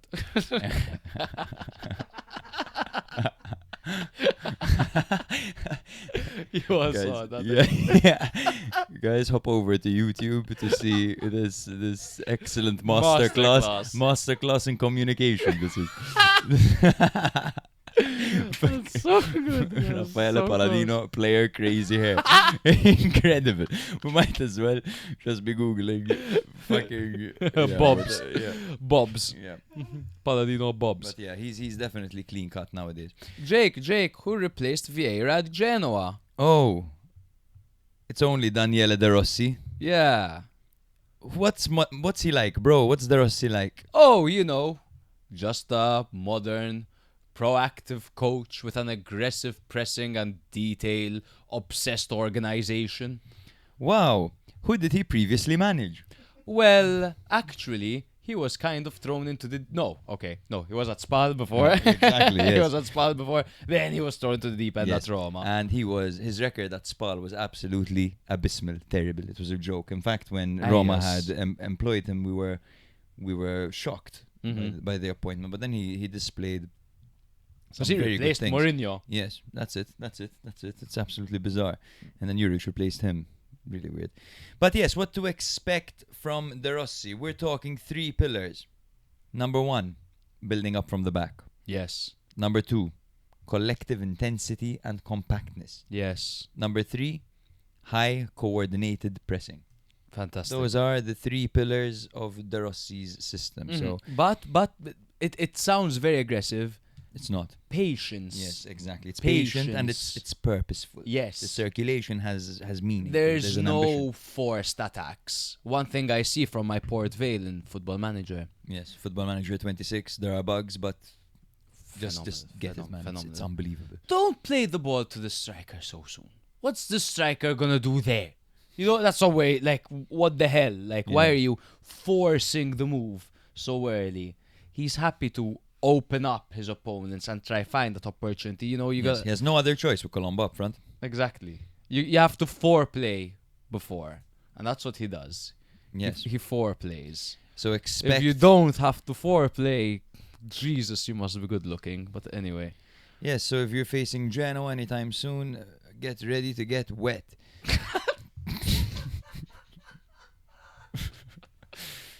So yes, the centre backs are Alright. involved in initiating play. We've already seen that with Ostigard, perfect Yep. example, and Vasquez is very capable of doing that as well. The midfield is positioned to support short combinations, and the goalkeeper is encouraged to play out of the back rather than going long. Even though it's a shame, I love watching Leali hoof the ball upfield. hey. Yeah. So the lines stay close together. They reducing the space between the midfield and the attack. Players are asked to stay actively connected and shift as a unit. And the team must, and I quote, breathe together, maintaining structural discipline. The midfield are the lungs, is what we're Yeah. talking about, bro. Yeah. We attack together, we defend together. The first line presses aggressively. There are trap triggers, poor touches, back passes, touches on weaker feet. He likes to exploit these moments. He likes to have his players trigger the press on these moments, literally. Like if Just someone ready. ready. Frothing at the gash is what we like to say. Chomping at the bit. We've seen him play in literally. I'm not sure which one he prefers, because we've seen him play in a 3-5-2 and in a 4-3-3, and I genuinely don't know which one he prefers, because at Roma he did a bit of both. At Spal, I don't remember. I'm gonna be honest. I mean, it doesn't really matter what he did. That spot was a Right, disaster. right. I think he'll go at 3-5-2. Roma, huh? he did both. I think so Vieira did 4 at the back, huh? He did. But that It's tough, It's man, tough to because say. there are some options, right? You've got the 4-3-3 is suited for the likes of Malinovsky, of Ekator, of Vasquez and Ostigard as a centre-back pairing. We're talking Frendrup as that central midfielder, Martin and Norton Coffey. And then you can introduce Stanchu, you can introduce Grombeck, Finally, Carboni. dude. These guys can totally fit into a 4-3-3.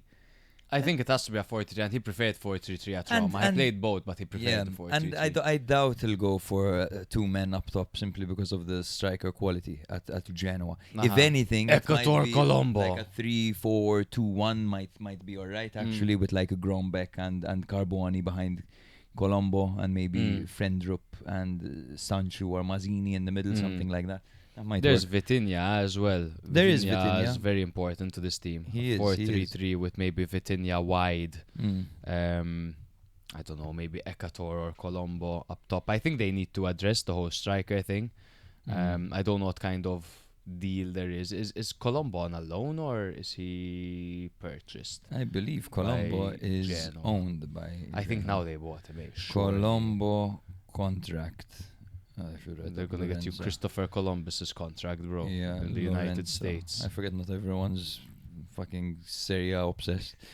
On loan until the end of the season from Milan. His contract- Obligation to buy. Obligation. There we go. Yes. Okay, so I wonder if there's like he has to play X amount of games included in his contract, but I still expect Ekator to start up front, and then as many inventive players as possible. And to be fair, they have Absolutely. inventive They players. do, they Danchu, do. Grombeck, I'm just Malinovsky. excited to see these Messias. guys unlocked. Messias. I always forget Messias. He's deployable, man. Of course he is. Of course, he's deployable. But the problem is his health, right? So I always write him off because of his injuries. But in reality, when he's there, he's a game changer for them. Yeah, so very excited to see Genoa. All right, let's play a little game, bro. Rank the new coaches from who you are most excited to see to who you are the least excited to see. I'm most excited to see Palladino without a shadow of a doubt. I think what he did at Monza was brilliant. And that Monza team were so cool. All They the were. Italians, they were like this Berlusconi Forza Italia model. Yeah. I love what he did with them. I loved what he did at Fiorentina, and I love him, to be honest. He's a cool guy, just relaxed. He Nice. respects himself Allegations. from interviews and stuff. Yeah. But I like how like he respects himself.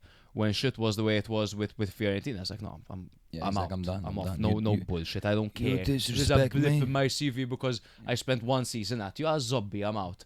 I like that about him. And I'm most excited for him because we get to see Atalanta just a bit more ballsy. Yeah. Second, I am excited more for De Rossi because I've missed De Rossi. I thought he was good at Roma. Yeah. And now we get to see him battle at Genoa to get them out of relegation. We get to see his balls. And then third, of course, Vanoli.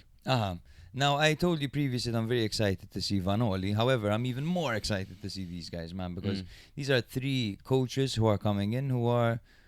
Okay, so I'm excited about Fiorentina because of the team.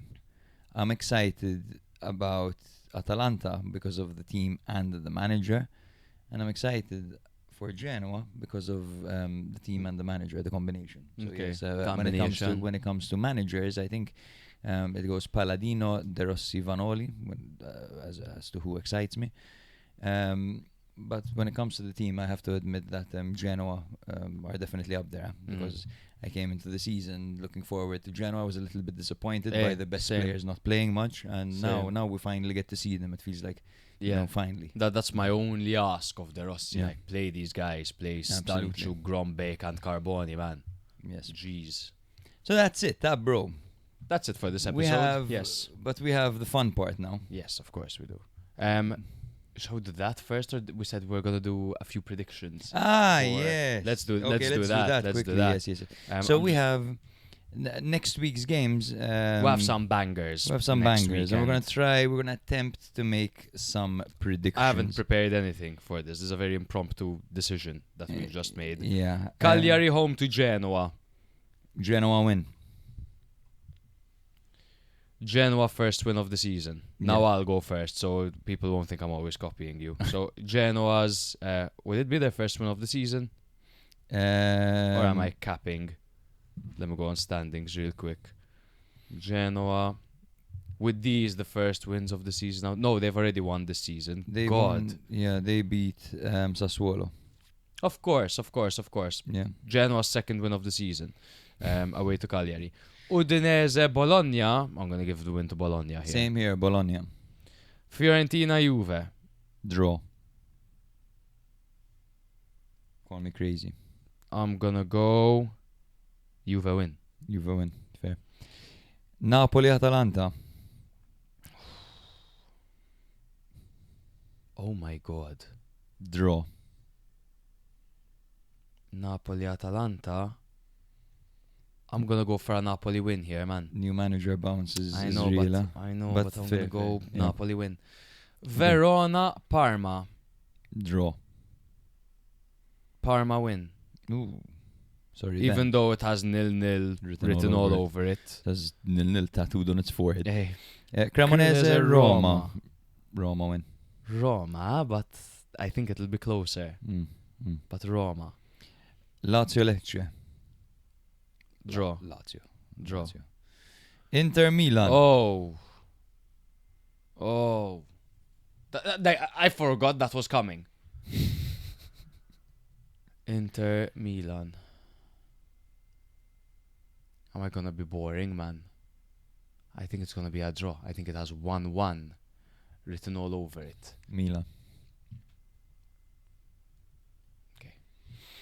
Torino Como.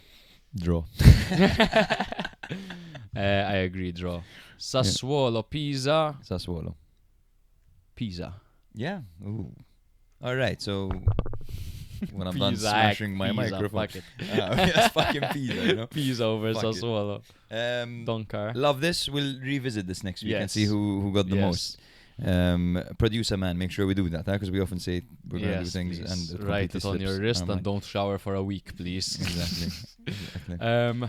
Shall we? Yes. Wisdom with the wank. Stop wanking. Stop wanking. You have a problem. You genuinely have a problem. Okay. All right. So we've got two for you today, and none of them are Two. actually semi-related. Two. Eric, coming towards the end of the game, I could see that you were a bit frustrated with maybe some of the DR.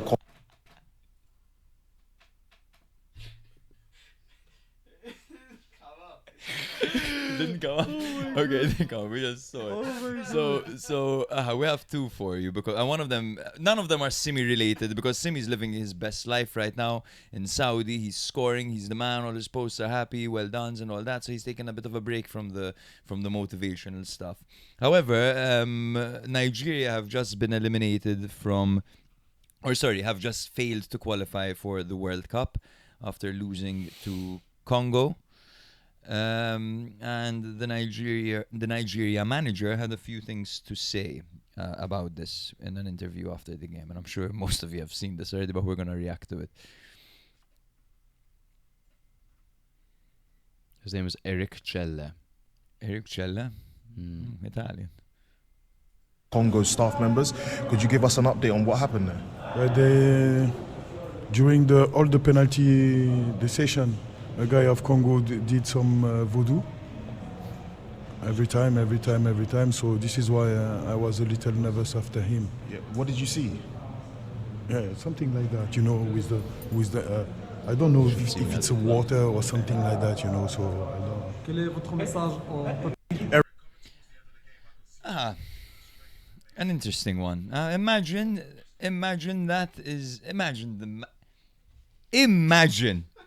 the manager of your national team saying that. Just imagine it. Hold on. I mean, have you seen clips of like goalkeepers doing some voodoo things, and then like you have the opponents missing an open net, hitting the crossbar 5 times in a row, and then like there's this clip of a striker finding this object next to the goalpost after they would have hit the post like 3 times.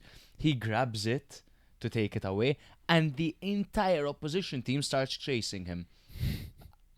I'm not gonna sit here and say it's real or it's fake or whatever, but in African culture, at least I think, they believe in these things. So if someone starts doing voodoo during a penalty shootout, if you believe that voodoo was real, would it be fair to do voodoo during a penalty shootout? I mean, you're psychologically throwing off your opponent. Perhaps it's not fair, but it's bloody clever, let me tell you that.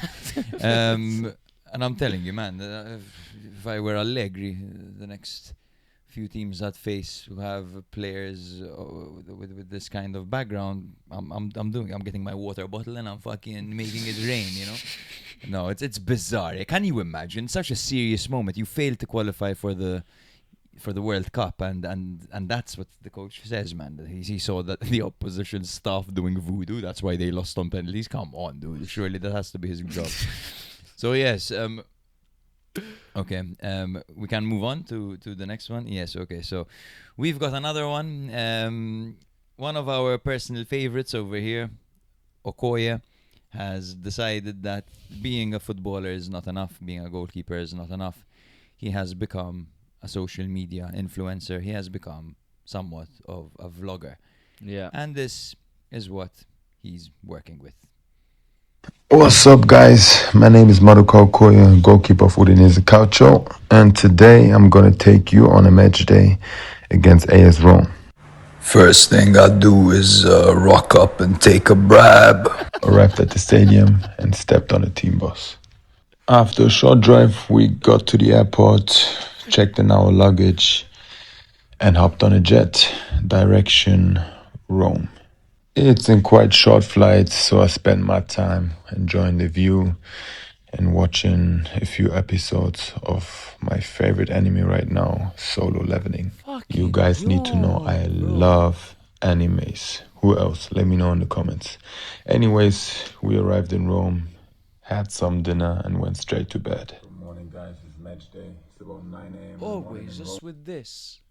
This He sucks and he cheats. Congratulations, Okoye, on the most boring. Shout out to my boy. On the most boring vlog I've ever seen in my life, bro. And it's such an interesting lifestyle, and he makes it look Some so more food after boring. that. Guys, we have to fill the body up with enough energy so we can give it our all for 90 minutes later. Then it was time to leave the hotel and go into direction of Stadio Olimpico. So the police there. You know what I enjoy thinking, man? I just enjoy imagining him at home after training with a lapel recording the voiceover that he needs to overlay on like CapCut or something. And he's tired. He did it after a game. He made like 3 mistakes. He Awkwardly sounds punching the ball. tired. What's up, guys? Hey, we have to cover the confirm. middle, boys. Or like imagine him goalkeeping. Sorry, guys. So just to make things clear, the take a bribe part wasn't actually in the video. That was our touch. Of course, and it's seamless. It works quite perfectly. Our original plan was we were both gonna vlog our day. Yes, but We were gonna vlog our Monday. Like that's, fuck that, terrible, man. terrible. Couldn't do that, right? I woke up, snoozed the Yeah. alarm for 15 minutes. Exactly. Tried to get ready without waking up my girlfriend. Tried to remember where I parked, walked around the block 3 times. Eventually, I found my car. I had a mini anxiety attack on my way to work because I remembered my tasks for the day. I tried to open my car from the driver's door, but it wouldn't open, so I had to open it from the passenger's door and get inside from there. A number of birds shat on my windscreen, and I tried to put my wipers on to remove the shit, and I had no water, and then I just had shit smeared all over my. That happened to me yesterday. Yeah. Disgusting. I got to work and saw a pimple in the bathroom and decided to pop it, and it made it even worse. I wanted to go out for a cigarette at work, but I remember I stopped smoking, Just wanted to throw that so in I there. took a snooze. It was dragging on. It was dragging on. I had to make it about me. Yeah. But anyway, Yes, I hilarious. think we can put up the our next segment. No, it's particularly it's particularly important this week because a huge win for Sassuolo. Yes, of course. massive win And for Sassuolo. Central to that, I mean, is the first Indonesian player to ever grace Serie A, at least legally. Here we are. Yeah. No. So, yeah, we would need the comments. Look at the first one. All right. Here we go. Let's do this. So we've got. All right. Wow. Great save by Jay. It says, Captain Jay, we always support you. What's that? He did. He did. He did. Jay, it says, what a save, what a player. You'd think he's a goalkeeper. Jay, it says, amazing defend. Can you read this one, bro? My eyesight's failing. It's so heartwarming to see Berardi still balling. Uh-huh. 008, Art of Defending. Of course, 008. Oh my days. I'd quickly scroll down because that has copyright written all over it. We're about to get flagged, dude. That needs to be muted. Berardi, Flames, Pinamonti, Flames, Jay, it says, Flames. Great save. I love that. Look at that. But we need more. We need the translate ones. Those are the best ones. That one. Yeah. After Gasperini left, Atalanta seemed to have lost their way. That's a fair point. A really fair Bro, we point. should start a podcast. Yeah, we should bring him on. Oh, my captain, Jay, it says, amazing save, bro. Bro. Save what is it says. Crazy classic. class. Crazy class. I thought you wrote crazy classic. Crazy classic. That and anyway, guys, like 70 million more of these comments. Jay Addy saves Sassuolo goal from conceding. Leave your sandals first before it gets crowded. What the hell? Can you pull up the Indonesian national team? Let's see what their situation is.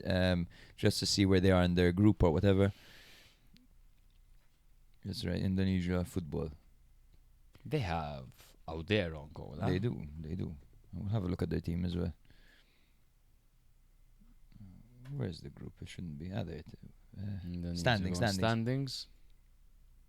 We couldn't find any information. Amazing. Thank you, Microsoft Edge. Thank you. Incredible. Edging goated. Sofa score will be. Yeah.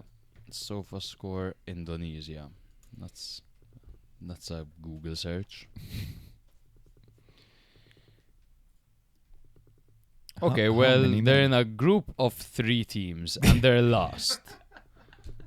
Saudi Arabia are first and Iraq are second. Iraq! Is this for World Cup, right? Yes. World No, Cup. wait. This is AFC qualification. This is AFCON. Oh, so we want Yes. World Cup.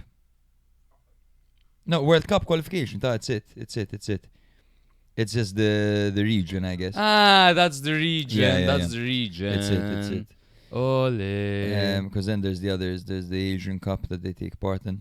Because it's on the African Cup. And this is like they're second in the Asian Cup group. Jordan is first. Interesting. Yeah, very interesting. All right. All right. Go Jay. It says go Serie A Spotlight, guys. Same time, same place, different format. Next week. We love you all, and ciao ciao. Ciao ciao. Luna Martino. If you like Serie A or have ever liked it in the past, it's a good opportunity for you to listen once a week and you'll get filled in. In the football weekend, that's like the main dish. But then a few days later, you drop your episode and that's like the dessert. And the dessert is just perfect. It's good, the cake. It makes it feel like we're all sitting in a room together, just BSing with each other. The atmosphere is fantastic. I promise nobody will ask you to send boob pics. Sometimes maybe good, sometimes maybe shit. I love how you go into so much detail and show so much passion towards each and every team. Literally, no team is left undiscussed. When I listen to you, it's like I'm talking to you in a pub. It's like I'm chatting to a friend and you're chatting to me.